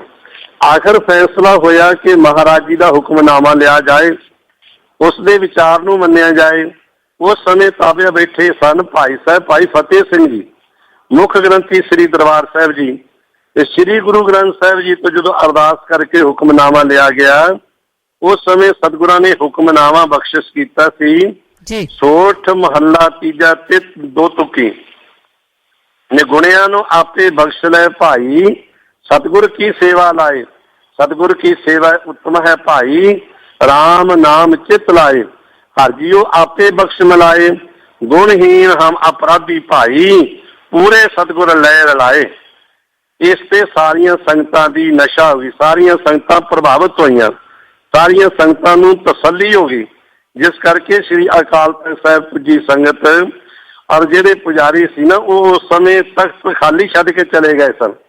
ਜਿਸ ਕਰਕੇ ਪੁਜਾਰੀਆਂ ਦੇ ਇਸ ਵਤੀਰੇ ਤੇ ਸੰਗਤਾਂ ਨੇ ਬਹੁਤ ਰੋਸ ਪ੍ਰਗਟ ਕੀਤਾ। ਉਸ ਸਮੇਂ ਨਾ ਤਾਂ ਸਰਬਰਾਹ ਦੇ ਕਹਿਣ ਤੇ, ਕਿਉਂਕਿ ਅੰਮ੍ਰਿਤਸਰ ਸਾਹਿਬ ਦਾ ਪਹਿਲੋਂ ਸਰਬਰਾਹ ਹੁੰਦਾ ਸੀ, DC ਹੁੰਦਾ ਸੀ, ਨਾ ਉਸਦੇ ਕਹਿਣ ਤੇ ਨਾ ਸੰਗਤਾਂ ਦੇ ਕਹਿਣ ਤੇ ਪੁਜਾਰੀ ਵਾਪਸ ਆਏ। ਸਾਰੀ ਸੰਗਤ ਜਿਹੜੀ ਸੀ ਉਹਨਾਂ ਨੇ ਸਰਦਾਰ ਜਥੇਦਾਰ ਤੇਜਾ ਸਿੰਘ ਜੀ ਭੁੱਚਰ ਨੂੰ ਸ੍ਰੀ ਅਕਾਲ ਤਖਤ ਸਾਹਿਬ ਦਾ ਜਥੇਦਾਰ ਸਾਹਿਬ ਦਿੱਤਾ, ਜਿਨ੍ਹਾਂ ਨੇ ਇਸ ਦੇ ਵਿੱਚ ਬਹੁਤ ਵੱਡੇ ਕਾਰਜ ਕੀਤੇ। ਇਸ ਲਈ ਅੱਜ ਅਸੀਂ ਗੁਰੂ ਨੂੰ ਮੰਨਦੇ ਹਾਂ, ਗੁਰੂ ਦਾ ਬਾਣੀ ਪੜ੍ਹਦੇ ਹਾਂ, ਗੁਰੂ ਦਾ ਉਪਦੇਸ਼ ਸੁਣਦੇ ਹਾਂ, ਪਰ ਗੁਰੂ ਦੀ ਮੰਨਦੇ ਨਹੀਂ ਕਿ ਜੋ ਗੁਰੂ ਸਾਨੂੰ ਕਹਿ ਰਿਹਾ ਉਹਨੂੰ ਅਸੀਂ ਮੰਨਣ ਵਾਸਤੇ ਤਿਆਰ ਨਹੀਂ ਹਾਂ। ਗੁਰੂ ਸਾਨੂੰ ਏਕਤਾ ਦੀ ਲੜੀ ਵਿੱਚ ਪਰੋਣਾ ਚਾਹੁੰਦਾ ਹੈ। ਅਸੀਂ ਆਪਣੇ ਆਪ ਨੂੰ ਵੱਖ-ਵੱਖ ਜਾਤ ਬਰਾਦਰੀਆਂ ਦੇ ਨਾਵਾਂ ਤੇ ਉੱਤੇ ਵੰਡ ਕੇ ਮਨੁੱਖਤਾ ਦੇ ਵਿੱਚ ਵੰਡੀ ਪਾ ਰਹੇ ਹਾਂ। ਜਿੱਥੇ ਅਸੀਂ ਆਪਣੀ ਇਹ ਭਾਈਚਾਰਕ ਸਾਂਝ ਨੂੰ ਤਾਰ ਕਰ ਰਹੇ ਹਾਂ, ਉੱਥੇ ਅਸੀਂ ਗੁਰੂ ਦੇ ਉਪਦੇਸ਼ ਤੋਂ ਵੀ ਬੇਮੁਖ ਹੋ ਰਹੇ ਹਾਂ। ਤੇ ਜਿਹੜਾ ਬੰਦਾ ਗੁਰੂ ਦੇ ਉਪਦੇਸ਼ ਤੋਂ ਬੇਮੁਖ ਹੈ, ਉਹ ਗੁਰੂ ਦੀ ਅਸੀਸ ਕਿਵੇਂ ਲੈ ਸਕਦਾ ਹੈ? ਇਸ ਕਰਕੇ ਹੁਕਮਨਾਮਾ ਤੋਂ ਜੋ ਇੱਥੋਂ ਜਾਰੀ ਹੋਇਆ ਹੈ, ਇਹ ਹੁਣ ਮੈਂ ਬੇਨਤੀ ਸੰਗਤਾਂ ਨੂੰ ਇਹ ਕਰਨੀ ਚਾਹੁੰਦਾ ਹੈ ਕਿ ਇਸ ਨੂੰ ਲਾਗੂ ਸੰਗਤਾਂ ਨੇ ਕਰਨਾ ਹੈ ਜੀ। ਸੰਗਤਾਂ ਨੇ ਇਸ ਨੂੰ ਲਾਗੂ ਕਰਨਾ ਹੈ, ਇੱਕ ਦੂਜੇ ਦੇ ਸਹਿਯੋਗੀ ਬਣਨਾ ਹੈ, ਤਾਂ ਕਿ ਸਮੁੱਚੇ ਸਿੱਖ ਪੰਥ ਦੀ ਚੜ੍ਹਦੀ ਕਲਾ ਹੋਵੇ। ਔਰ ਦੇਸ਼ ਵਿਦੇਸ਼ ਦੇ ਵਿੱਚ ਬਣੇ ਹੋਏ ਜਿਹੜੇ ਜਾਤ ਬਰਾਦਰੀਆਂ ਦੇ ਨਾਮ ਤੇ ਗੁਰਦੁਆਰੇ ਨੇ, ਉਹਨਾਂ ਦੇ ਨਾਲ ਅਸੀਂ ਜਾਤ ਬਰਾਦਰੀਆਂ ਖਤਮ ਕਰਕੇ ਗੁਰਦੁਆਰਾ ਸਿੰਘ ਸਭਾ ਬਣਾ ਦਿੱਤਾ ਜਾਏ ਜਾਂ ਹੋਰ ਕੋਈ ਯੋਗ ਨਾਮ ਜਿਹੜਾ ਉਹ ਰੱਖ ਲਿਆ ਜਾਏ, ਤਾਂ ਕਿ ਜਿੱਥੇ ਵੀ ਅਸੀਂ ਜਾਈਏ ਸਾਨੂੰ ਸਾਂਝੀਵਾਲਤਾ ਦਾ ਹੀ ਉੱਥੋਂ ਪੈਗਾਮ ਮਿਲੇ। ਤੇ ਗੁਰੂ ਨਾਨਕ ਸਾਹਿਬ ਨੇ ਕਿੰਨੀ ਵੱਡੀ ਜਦੋਜਹਿਦ ਕਰਕੇ ਥਾਂ ਥਾਂ ਦੇ ਉੱਤੇ ਜਾ ਕੇ ਸਾਰੇ ਭਾਈਚਾਰੇ ਨੂੰ ਇਕੱਠਾ ਕੀਤਾ ਹੈ। ਜਿਹੜਾ ਅਸੀਂ ਸਦੀਆਂ ਤੋਂ ਗੁਲਾਮ ਸੀ, ਇੱਕ ਦੂਜੇ ਤੋਂ ਅਸੀਂ ਛੇਕੇ ਹੋਏ ਸੀ, ਉਹ ਹੁਣ ਸਮਾਂ ਹੈ ਕਿ ਅਸੀਂ ਇਕੱਠੇ ਹੋ ਜਾਈਏ, ਪੰਥ ਦੀ ਚੜ੍ਹਦੀ ਕਲਾ ਹੋਵੇਗੀ। ਔਰ ਦੇਸ਼ ਵਿਦੇਸ਼ ਦੀਆਂ ਸੰਗਤਾਂ ਦੇ ਵਿੱਚ ਇਸ ਗੱਲ ਨੂੰ ਲੈ ਕੇ ਕਾਫੀ ਸੰਗਤਾਂ ਨੇ ਇਸ ਸੰਦੇਸ਼ ਦਿੱਤੇ। ਤੁਹਾਡੇ ਵੱਲੋਂ ਵੀ ਸਾਨੂੰ ਇਹ ਪਿਆਰ ਭਰਿਆ ਆਪਣੇ ਸੁਨੇਹਾ ਆਇਆ ਸੀ, ਤੁਹਾਡੇ ਵੀ ਧੰਨਵਾਦੀ ਹਾਂ। ਤੇ ਮੇਰੀ ਇਹ ਬੇਨਤੀ ਹੈ ਕਿ ਮੀਡੀਆ ਕੋਲ ਬਹੁਤ ਬਲ ਹੈ। ਅੱਜ ਮੀਡੀਆ ਜੋ ਚਾਹੇ ਉਹ ਕਰ ਸਕਦਾ ਹੈ। ਇਸ ਕਰਕੇ ਮੇਰੀ ਗੁਜ਼ਾਰਿਸ਼ ਹੈ ਕਿ ਮੀਡੀਆ ਸਾਡੇ ਨਾਲ ਸਹਿਯੋਗੀ ਬਣੇ, ਤਾਂ ਕਿ ਅਸੀਂ ਜੋ ਪੰਥਕ ਮਸਲੇ ਨੇ ਇਹਨਾਂ ਨੂੰ ਸੁਲਝਾਉਣ ਦੇ ਵਾਸਤੇ ਹਮੇਸ਼ਾ ਹੀ ਚੜ੍ਹਦੀ ਕਲਾ ਦੇ ਵਿੱਚ ਔਰ ਗੁਰੂ ਦੀਆਂ ਖੁਸ਼ੀਆਂ ਦੇ ਪਾਤਰ ਬਣ ਸਕੀਏ। ਜੀ ਤੇ ਬਹੁਤ ਵਧੀਆ ਹੈ ਜੀ ਜਿਹੜਾ ਤੁਸੀਂ ਇਹ ਕਿਹਾ ਹੈ ਕਿ ਜਿਹੜੇ ਗੁਰਦੁਆਰੇ ਆ ਜਾਂ ਇਹਨਾਂ ਦਾ ਨਾਂ ਸਿੰਘ ਸਭਾ ਜਾਂ ਹੋਰ ਕੋਈ ਯੋਗ ਨਾਮ ਤੇ ਉਹਦੇ ਵਿੱਚ ਜਿੱਥੇ ਵੀ ਜਾਈਏ ਸਾਂਝੀ ਵਾਲਤਾ ਦਾ ਪ੍ਰਤੀਕ ਹੋਣ। ਪਰ ਵੇਖਣ ਵਿੱਚ ਕਈ ਵਾਰੀ ਇਹ ਆਇਆ ਕਿ ਕਈ ਵਾਰੀ ਜਿਹੜੇ ਗੁਰਦੁਆਰਾ ਸਾਹਿਬ ਹੈਗੇ ਆ ਉਹ ਕਈ ਵਾਰੀ ਕਿਸੇ ਸੰਸਥਾ ਦੇ ਨਾਂ ਦੇ ਪ੍ਰਾਈਵੇਟ ਜਾਂ ਉਹਨਾਂ ਦੇ ਨਾਂ ਤੇ ਹੁੰਦੇ ਆ, ਜਾਂ ਪਿੰਡਾਂ ਦੇ ਵਿੱਚ ਵੀ ਦੇਖ ਲਓ, ਭਾਰਤ ਵਿੱਚ ਵੇਖਣ ਵਿੱਚ ਆਇਆ ਕਿ ਪਿੰਡਾਂ ਦੇ ਵਿੱਚ ਵੀ ਜੇ 6 ਪੱਤੀਆਂ ਤੇ 6 ਗੁਰਦੁਆਰੇ ਆ, ਪਰ ਕਈ ਵਾਰੀ ਉੱਥੇ ਜਿਹੜੇ ਭਾਈ ਸਾਹਿਬ ਵੀ ਨਹੀਂ ਜੀ। ਹਾਂ, ਇਹੀ ਅਫਸੋਸ ਦੀ ਗੱਲ ਹੈ ਕਿ ਅੱਜ ਅਸੀਂ ਗੁਰਦੁਆਰੇ ਜਿਹੜੇ ਪ੍ਰਚਾਰ ਵਾਸਤੇ ਨਹੀਂ ਬਲਕਿ ਚੌਧਰ ਵਾਸਤੇ ਬਣਾਏ ਹੋਏ ਆ ਜੀ। ਜੇ ਕਿਸੇ ਨੂੰ ਚੌਧਰ ਨਹੀਂ ਮਿਲਦੀ ਤਾਂ ਆਪਣਾ ਗੁਰਦੁਆਰਾ ਬਣਾ ਕੇ ਆਪਣੀ ਚੌਧਰ ਕਾਇਮ ਕਰ ਲੈਣੀ ਚਾਹੁੰਦਾ ਜੀ। ਭਾਈ ਸਾਹਿਬ ਭਾਈ ਗੁਰਦਾਸ ਜੀ ਨੇ ਇੱਕ ਆਪਣੀ ਵਿਚਾਰਾਂ ਦੇ ਵਿੱਚ ਗੱਲ ਕਹੀ ਹੈ ਕਿ ਮਾਇਆ ਡਰ ਡਰਪਤ ਹਾਰ ਗੁਰਦੁਆਰੇ ਜਾਵੇ ਤਾਂ ਜੋ ਵਿਆਪੇ ਮਾਇਆ ਕਹੋ ਖਤ ਭਾਈ ਹੈ। ਮਾਇਆ ਦੇ ਪ੍ਰਭਾਵ ਤੋਂ ਡਰਨ ਵਾਸਤੇ ਮਨੁੱਖ ਗੁਰਦੁਆਰੇ ਵਿੱਚ ਜਾਂਦਾ ਹੈ। ਜੇ ਗੁਰਦੁਆਰੇ ਵਿੱਚ ਵੀ ਮਾਇਆ ਦਾ ਪ੍ਰਭਾਵ ਪੈਣਾ ਹੈ, ਉੱਥੇ ਵੀ ਪ੍ਰਧਾਨਗੀ ਦੀ ਰੌਲਾ ਹੈ, ਸੈਕਟਰੀ ਦਾ ਰੌਲਾ ਹੈ, ਕਿਸੇ ਹੋਰ ਦਾ ਰੌਲਾ ਹੈ, ਤੇ ਫਿਰ ਮਨੁੱਖ ਜਾਏਗਾ ਕਿੱਥੇ? ਇਹ ਸਾਡੀ ਬੜੀ ਇੱਕ ਤਰਾਸਦੀ ਦੀ ਗੱਲ ਹੈ ਕਿ ਅਸੀਂ ਗੁਰਦੁਆਰੇ ਵਿੱਚ ਵੀ ਆਪਣੀ ਚੌਧਰ ਜਗਾਉਣੀ ਚਾਹੁੰਦੇ ਹਾਂ, ਆਪਣੀ ਹੈਂਕੜ ਕਾਇਮ ਰੱਖਣੀ ਚਾਹੁੰਦੇ ਹਾਂ। ਉੱਥੇ ਤਾਂ ਕੇਵਲ ਅਸੀਂ ਆਪਣੀ ਹਉਮੈ ਹੰਕਾਰ ਨੂੰ ਤਿਆਗ ਕੇ ਗੁਰੂ ਘਰ ਦੇ ਵਿੱਚ ਆ ਕੇ ਗੁਰੂ ਦਾ ਉਪਦੇਸ਼ ਤੇ ਸੰਦੇਸ਼ ਸੁਣਨ ਦੇ ਵਾਸਤੇ ਜਾਣਾ ਹੈ। ਇਸ ਕਰਕੇ ਅੱਜ ਅਸੀਂ ਦੇਖਦੇ ਹਾਂ ਛੋਟੇ ਛੋਟੇ ਪਿੰਡਾਂ ਦੇ ਵਿੱਚ ਬਹੁਤ ਕਈ ਗੁਰਦੁਆਰੇ ਬਣੇ ਹੋਏ ਨੇ। ਕਈਆਂ ਗੁਰਦੁਆਰਿਆਂ ਦੀ ਗਿਣਤੀ ਤਾਂ ਇੱਥੋਂ ਤੱਕ ਹੈ ਕਿ 20-22 ਗੁਰਦੁਆਰੇ ਬਣੇ ਹੋਏ ਨੇ ਇੱਕ ਪਿੰਡ ਵਿੱਚ, ਭਾਵੇਂ ਉਹ ਪਿੰਡ ਵੱਡਾ ਵੀ ਕਿਉਂ ਨਾ ਹੋਵੇ ਜੀ। ਇਸੇ ਲਈ ਅਸੀਂ ਇਹ ਬੇਨਤੀ ਕੀਤੀ ਹੈ ਕਿ ਜਿਸ ਗੁਰਦੁਆਰੇ ਪਿੰਡ ਵਿੱਚ ਇੱਕ ਗੁਰਦੁਆਰਾ ਹੋਵੇਗਾ ਅਸੀਂ ਉਸ ਨੂੰ ਅਕਾਲ ਤਖ਼ਤ ਸਾਹਿਬ ਵੱਲੋਂ ਪ੍ਰਸ਼ੰਸਾ ਪੱਤਰ ਮਾਨ ਪੱਤਰ ਦਿਆਂਗੇ ਜੀ। ਔਰ ਸਾਡੇ ਕੋਲ ਇੱਕ ਦੋ ਨਾਂ ਆ ਵੀ ਚੁੱਕੇ ਨੇ, ਜਿਸ ਤਰ੍ਹਾਂ ਬਠਿੰਡੇ ਦੇ ਵਿੱਚੋਂ ਨਾਂ ਸਾਨੂੰ ਆਇਆ, ਕੋਟ ਸ਼ਮੀਰ ਵਿੱਚੋਂ ਨਾਂ ਸਾਨੂੰ ਆਇਆ। ਦਾਸ ਦੇ ਆਪਣੇ ਪਿੰਡ ਵਿੱਚ ਇੱਕ ਗੁਰਦੁਆਰਾ, ਅੱਜ ਤੱਕ ਇੱਕ ਗੁਰਦੁਆਰਾ, ਕੱਲ ਦਾ ਪਤਾ ਨਹੀਂ, ਅੱਜ ਤੱਕ ਇੱਕ ਹੀ ਹੈ ਜੀ। ਇਸ ਤਰ੍ਹਾਂ ਸਾਨੂੰ ਇਹ ਭਾਈਚਾਰਕ ਸਾਂਝ ਪੈਦਾ ਕਰਨ ਵਾਸਤੇ ਬਣੀਆਂ ਹੋਈਆਂ ਬਿਲਡਿੰਗਾਂ ਜਿਹੜੀਆਂ ਨੇ ਹੋਰਨਾਂ ਧਾਰਮਿਕ ਕਾਰਜਾਂ ਦੇ ਵਿੱਚ ਸਾਨੂੰ ਵਰਤੋਂ ਵਿੱਚ ਲਿਆਉਣੀਆਂ ਚਾਹੀਦੀਆਂ ਨੇ। ਪਰ ਗੁਰਦੁਆਰਾ ਨਗਰ ਵਿੱਚ ਇੱਕ ਹੀ ਹੋਵੇ। ਜੇ ਬਹੁਤ ਵੱਡਾ ਪਿੰਡ ਹੈ, ਬਹੁਤ ਜ਼ਿਆਦੀ ਆਬਾਦੀ ਹੈ, ਤਾਂ ਚਲੋ 2 ਗੁਰਦੁਆਰੇ ਵੀ ਹੋ ਸਕਦੇ ਨੇ ਜੀ। ਪਰ ਸਾਨੂੰ ਇੱਕ ਦੇ ਨਾਲ ਜੁੜਨ ਵਾਸਤੇ, ਇੱਕ ਤਾਂ ਵੇਖੋ ਅਸੀਂ ਜਦੋਂ ਗੁਰਦੁਆਰੇ ਵਿੱਚ ਸਾਰਾ ਨਗਰ ਇਕੱਠਾ ਹੁੰਦਾ, ਕੋਈ ਮਨ ਮਟਾਓ ਹੁੰਦੇ ਖਤਮ ਹੋ ਜਾਂਦੇ ਨੇ ਜੀ। ਇੱਕ ਦੂਸਰੇ ਨਾਲ ਭਾਈਚਾਰਕ ਸਾਂਝ ਪੈਦਾ ਹੁੰਦੀ ਹੈ। ਇੱਕ ਦੂਸਰੇ ਦੇ ਅਸੀਂ ਦੁੱਖ ਸੁੱਖ ਦੇ ਤਕਲੀਫ ਦੇ ਇੱਕ ਦੂਸਰੇ ਨੂੰ ਸੁਣ ਕੇ ਉਸ ਦੀ ਕੋਈ ਹੈਲਪ ਵੀ ਕਰ ਸਕਦੇ ਹਾਂ ਜੀ। ਇਸ ਕਰਕੇ ਸਾਨੂੰ ਇਹਨਾਂ ਗੱਲਾਂ ਸਾਰੀਆਂ ਵੱਲੇ ਖਿਆਲ ਕਰਨਾ ਚਾਹੀਦਾ ਹੈ ਤਾਂ ਕਿ ਕੌਮ ਹਮੇਸ਼ਾ ਚੜ੍ਹਦੀ ਕਲਾ ਵਿੱਚ ਰਹੇ। ਜੀ ਬਿਲਕੁਲ। ਤੇ ਮੇਰਾ ਇੱਕ ਸਵਾਲ ਮੈਂ ਜ਼ਰੂਰ ਪੁੱਛਾਂ ਕਿ ਜਿਹੜਾ ਕਿ ਕਾਫੀ ਅੱਜ ਕੱਲ ਜਿਹੜਾ ਪਿੰਡ ਬੜੈਚ ਬਿਆਸ ਲਾਗੇ ਜਿਹੜੀ ਵਾਪਰੀ ਆ ਘਟਨਾ ਕਿ ਉਹ ਗੁਰਦੁਆਰੇ ਦੀ ਜ਼ਮੀਨ ਵੇਚ ਦਿੱਤੀ ਗਈ ਸੀ ਤੇ ਗੁਰਦੁਆਰਾ ਢਾਹ ਦਿੱਤਾ ਗਿਆ ਸੀਗਾ, ਤੇ ਉਹਦੇ ਵੱਲੋਂ ਜਿਹੜੀ ਅਕਾਲ ਤਖ਼ਤ ਤੇ ਜਿਹੜੀ ਗੱਲ ਆਈ ਆ ਤੇ ਉਹਦੇ ਬਾਰੇ ਕੀ ਸਟੈਪ ਲੈ ਰਹੇ ਨੇ ਜੀ? ਵੇਖੋ ਬੀਬਾ ਜੀ, ਗੱਲ ਇਹ ਹੈ ਜੀ ਤੇ ਜੋ ਸਾਡੇ ਕੋਲ ਆਇਆ ਇਹ ਸਾਰਾ ਰਿਕਾਰਡ ਜੀ, ਉਹਦੇ ਅਨੁਸਾਰ ਤਾਂ ਉੱਥੇ ਕੋਈ ਐਸੀ ਗੱਲ ਨਹੀਂ ਹੈਗੀ ਜੀ। ਕਾਰਨ ਇਹ ਹੈ ਕਿ ਉੱਥੇ ਲਾਗੇ ਪਿੰਡ ਜਿਹੜੇ ਨੇ, ਇੱਕ ਪਿੰਡ ਹੈ ਜਿਸ ਦੀ ਇੱਕ ਪੱਤੀ ਵੜੈਚ ਹੈ, ਇੱਕ ਪੱਤੀ ਹੈ ਚੀਮਾ ਪੱਤੀ ਹੈ। ਵੜੈਚ ਪਿੰਡ ਦੇ ਜਿਹੜੇ ਲੋਕ ਸੀ ਤਕਰੀਬਨ 100-200 ਦੇ ਕਰੀਬ ਘਰ ਹੋਣਗੇ ਉਹਨਾਂ ਦੇ, ਉਹ ਆਪਣੀਆਂ ਮਹਿੰਗੀਆਂ ਜ਼ਮੀਨਾਂ ਵੇਚ ਕੇ ਤੇ ਪਾਸਿਆਂ ਤੇ ਜਾ ਕੇ ਸਸਤੀਆਂ ਜ਼ਮੀਨਾਂ ਲੈ ਲਈਆਂ ਉਹਨਾਂ ਨੇ। ਮਤਲਬ ਕਿ ਜੇ ਆਪਣੇ 1 ਲੱਖ ਦਾ ਉਹਨਾਂ ਦਾ ਹੈਗਾ ਖਿੱਤਾ ਤੇ ਉਹਨਾਂ 3-3 ਲੱਖ ਦੇ ਵਿੱਚ ਵੇਚ ਕੇ ਅੱਜ ਜ਼ਿਮੀਂਦਾਰ ਜਿਹੜਾ ਹੈ, ਚਾਹੇ ਅਸੀਂ ਆ ਚਾਹੇ ਤੁਸੀਂ ਆ ਚਾਹੇ ਹੋਰ ਕੋਈ ਵੀ ਆ, ਅੱਜ ਸਾਡੀ ਇਹ ਕੋਸ਼ਿਸ਼ ਹੁੰਦੀ ਹੈ ਕਿ ਅਸੀਂ ਜ਼ਮੀਨਾਂ ਵੇਚ ਕੇ ਬਹੁਤੀ ਜ਼ਮੀਨ ਬਣਾ ਲਈਏ। ਜਦੋਂ ਕਿਉਂਕਿ ਪਹਿਲੋਂ ਪਰਿਵਾਰ ਦੇ ਵਿੱਚ ਜੇ ਕਿਸੇ ਕੋਲੇ 50 ਕਿੱਲੇ ਸੀ ਤੇ 50 ਕਿੱਲਿਆਂ ਦੇ ਉੱਤੇ ਉਸਦੇ 2 ਬੱਚੇ ਸਨ ਜਾਂ 3 ਬੱਚੇ। ਅੱਜ 50 ਕਿੱਲਿਆਂ ਦੇ ਵਿੱਚ ਬੱਚਿਆਂ ਦੇ ਅੱਗੋਂ ਬੱਚੇ ਹੋ ਕੇ 6 ਤੇ 8 ਕਿੱਲੇ ਬੱਚੇ ਹੋ ਗਏ ਨੇ ਜੀ। 8 ਬੱਚਿਆਂ ਦੇ ਕੋਲੇ ਜੇ ਕਿ 50 ਕਿੱਲੇ ਜ਼ਮੀਨ ਹੈ ਤੇ ਉਹ ਜ਼ਰੂਰ ਸੋਚਣ ਤੇ ਮਜਬੂਰ ਹੋਣਗੇ, ਕਿਉਂਕਿ ਜ਼ਿਮੀਂਦਾਰਾਂ ਨੂੰ ਨੌਕਰੀਆਂ ਘੱਟ ਮਿਲਦੀਆਂ ਨੇ। ਜੇ ਜ਼ਿਮੀਂਦਾਰ ਦਾ ਬੱਚਾ ਪੜ੍ਹਿਆ ਲਿਖਿਆ ਹੈ ਤੇ ਉਹ ਜਨਰਲ ਦੇ ਵਿੱਚ ਆ ਜਾਂਦਾ, ਜਨਰਲ ਕੈਟਾਗਰੀ ਦੇ ਵਿੱਚ ਆ ਜਾਂਦਾ, ਉਹਨੂੰ ਸਰਵਿਸ ਵੈਸੇ ਨਹੀਂ ਮਿਲਦੀ ਜੀ, ਦਿਹਾੜੀ ਉਹ ਕਰ ਨਹੀਂ ਸਕਦਾ। ਭੁੱਖਿਆ ਮਰਨ ਤੋਂ ਉਹ ਸੋਚਦਾ ਹੈ ਕਿ ਮੈਂ ਕਿਤੇ ਜ਼ਿਆਦਾ ਜ਼ਮੀਨ ਬਣਾ ਲਵਾਂ। ਇਸ ਮਨਸ਼ਾ ਦੇ ਨਾਲ ਇੱਕ ਥਾਂ 2-2, 3-3 ਥਾਵਾਂ ਤੇ ਵੇਚ ਕੇ ਜ਼ਮੀਨਾਂ ਗਾਂਹ ਦੀ ਗਾਂਹ ਜਿਵੇਂ ਹੁਣ ਕੋਈ ਰਾਜਸਥਾਨ ਦੇ ਵਿੱਚ ਲੈ ਰਿਹਾ, ਕੋਈ ਯੂਪੀ ਦੇ ਵਿੱਚ ਲੈ ਰਿਹਾ, ਆਪਣੀ ਉਪਜੀਵਿਕਾ ਤੋੜਨ ਵਾਸਤੇ। ਇਸੇ ਤਰ੍ਹਾਂ ਇਹਨਾਂ ਲੋਕਾਂ ਨੇ ਜੀ ਜੋ ਸਾਡੇ ਕੋਲ ਲਿਖ ਕੇ ਆਏ, ਗੁਰੂ ਜਾਣਦਾ ਵੀ ਕੀ ਹੈ ਕੀ ਨਹੀਂ ਹੈ, ਜੀ ਜੋ ਸਾਡੇ ਕੋਲ ਲਿਖਤ ਆਈ ਆ ਉਹਨਾਂ ਲੋਕਾਂ ਦੀ ਜਿਨ੍ਹਾਂ ਨੇ ਆਪਣੀਆਂ ਜ਼ਮੀਨਾਂ ਵੇਚੀਆਂ ਨੇ, ਉਹਨਾਂ ਨੇ ਆਪ ਪਹੁੰਚ ਕਰਕੇ ਡੇਰੇ ਵਾਲਿਆਂ ਦੇ ਨਾਲ ਆਪਣੀਆਂ ਜ਼ਮੀਨਾਂ ਮਹਿੰਗੇ ਭਾਅ ਵੇਚ ਕੇ, ਤੇ ਕੋਈ ਕਿਤੇ ਜਾ ਕੇ ਬੈਠਾ 5-7 ਪਿੰਡਾਂ ਦੇ ਵਿੱਚ ਜਾ ਕੇ ਉਹ ਬੈਠੇ ਹੋਏ ਨੇ।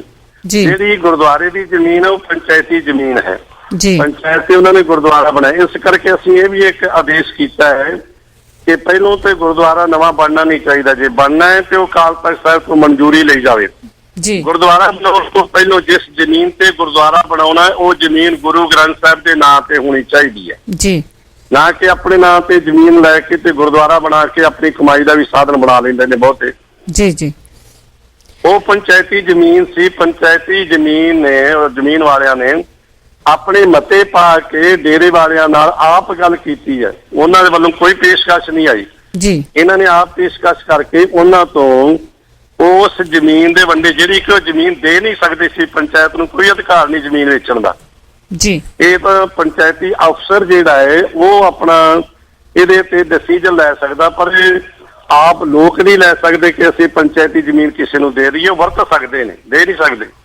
ਪਰ ਜੀ। ਉਹਨਾਂ ਨੇ ਫਿਰ ਵੀ ਇਹ ਗਲਤੀ ਕੀਤੀ ਕਿ ਉਹ ਜ਼ਮੀਨ ਦੇ ਕੇ ਉਹਦੇ ਇਵਜ਼ ਵਿੱਚ ਉਹਦੇ ਬਦਲੇ ਡੇਰੇ ਵਾਲਿਆਂ ਦੀ ਜਿਹੜੀ ਆਪਣੀ ਉਹਨਾਂ ਦੀ ਜਾਇਦਾਦ ਹੈ, ਉਹਨਾਂ ਦੀ ਨਿੱਜੀ ਜਾਇਦਾਦ, ਉਹਦੇ ਵਿੱਚ ਉਹਨਾਂ ਨੇ ਉਨੀ ਜ਼ਮੀਨ ਲੈ ਲਈ। ਜੀ ਬਾਕੀ ਰਹਿ ਗਿਆ ਸੀ ਗੁਰਦੁਆਰਾ ਸਾਹਿਬ ਦਾ ਜਿਹੜਾ ਉਹ ਬਿਲਡਿੰਗ, ਇੱਕ ਕਮਰਾ, ਇੱਕ ਸਟੋਰ ਹੈ, ਇੱਕ ਨਾਲ ਮੇਰੇ ਖਿਆਲ ਕੋਈ ਬਾਥਰੂਮ ਆਦਿ ਕੋ ਹੋਵੇਗਾ। ਜੀ ਉਹਦੇ ਇਵਜ਼ ਵਿੱਚ ਉਹਨਾਂ ਨੇ 10 ਲੱਖ ਰੁਪਈਆ ਲੈ ਕੇ ਆਨੰਦਪੁਰ ਸਾਹਿਬ ਦੇ ਵਿੱਚ ਇੱਕ ਬੁੰਗਾ ਬਣਾਉਣ ਵਾਸਤੇ ਆਪਣਾ ਮਤਾ ਪਾਸ ਕੀਤਾ ਹੋਇਆ ਹੈ। ਔਰ ਇਹ ਜਿਹੜੀ ਕਾਰਵਾਈ ਹੈ ਡੇਰੇ ਵਾਲਿਆਂ ਵੱਲੋਂ ਨਹੀਂ, ਇਹਨਾਂ ਵੱਲੋਂ ਡੇਰੇ ਨਾਲ ਸੰਪਰਕ ਕਰਕੇ, ਜੀ ਜਿਹੜਾ ਡੇਰੇ ਦਾ ਟਰਸਟ ਹੈ ਉਹਦੇ ਨਾਲ ਸੰਪਰਕ ਕਰਕੇ ਇਹਨਾਂ ਵੱਲੋਂ ਉਹਨਾਂ ਨੂੰ ਕਿਹਾ ਗਿਆ ਵੀ ਤੁਸੀਂ ਇਹ ਸਾਡੇ ਨਾਲ ਇਸ ਤਰ੍ਹਾਂ ਸੌਦੇਬਾਜ਼ੀ ਕਰੋ, ਤਾਂ ਉਹਨਾਂ ਨੇ ਕੀਤਾ ਸੌਦਾਬਾਜ਼ੀ। ਫਿਰ ਵੀ ਅਸੀਂ ਅਸਲੀਅਤ ਤੱਕ ਪਹੁੰਚਣ ਦੇ ਉੱਤੇ, ਡੂੰਘਾਈ ਤੱਕ ਪਹੁੰਚਣ ਦੇ ਉੱਤੇ ਕਿ ਇਹਦੇ ਵਿੱਚ ਕੋਈ ਭੇਦ ਛੁਪਾ ਕੇ ਤੇ ਨਹੀਂ ਰੱਖਿਆ ਹੋਇਆ। ਅਸੀਂ ਸ਼੍ਰੋਮਣੀ ਗੁਰਦੁਆਰਾ ਪ੍ਰਬੰਧਕ ਕਮੇਟੀ ਦੇ ਪ੍ਰਧਾਨ ਸਾਹਿਬ ਨੂੰ ਚਿੱਠੀ ਪਾਈ ਹੈ ਜੀ ਕਿ 3 ਸੀਨੀਅਰ ਅਧਿਕਾਰੀਆਂ ਦੀ ਡਿਊਟੀ ਲਾ ਕੇ ਸਾਰੀ ਪੜਤਾਲ ਕਰਕੇ ਸਾਨੂੰ 5 ਦਿਨਾਂ ਦੇ ਅੰਦਰ ਅੰਦਰ ਸਾਰੀ ਰਿਪੋਰਟ ਭੇਜਣ, ਤਾਂ ਕਿ ਅਸਲੀਅਤ ਜਿਹੜੀ ਉਹ ਸਾਹਮਣੇ ਆ ਸਕੇ। ਅਸਲੀਅਤ ਇਹ ਹੈ ਜਾਂ ਹੋਰ ਕੋਈ ਹੈ, ਜੀ ਇਸ ਕਰਕੇ ਇਹਦੇ ਤੇ ਇਹ ਕਾਰਵਾਈ ਚੱਲ ਰਹੀ ਹੈ। ਅੱਜ ਜੀ ਬਹੁਤ ਬਹੁਤ ਧੰਨਵਾਦ ਜੀ, ਕਿਉਂਕਿ ਬਾਹਰਲੀਆਂ ਸੰਗਤਾਂ ਦੇ ਵਿੱਚ ਕਾਫੀ ਇਹਦਾ ਕਨਫਿਊਜ਼ਨ ਸੀਗਾ ਕਿ ਉਹ ਜ਼ਬਰਦਸਤੀ ਕਬਜ਼ਾ ਕਰ ਲਿਆ ਗਿਆ ਆ।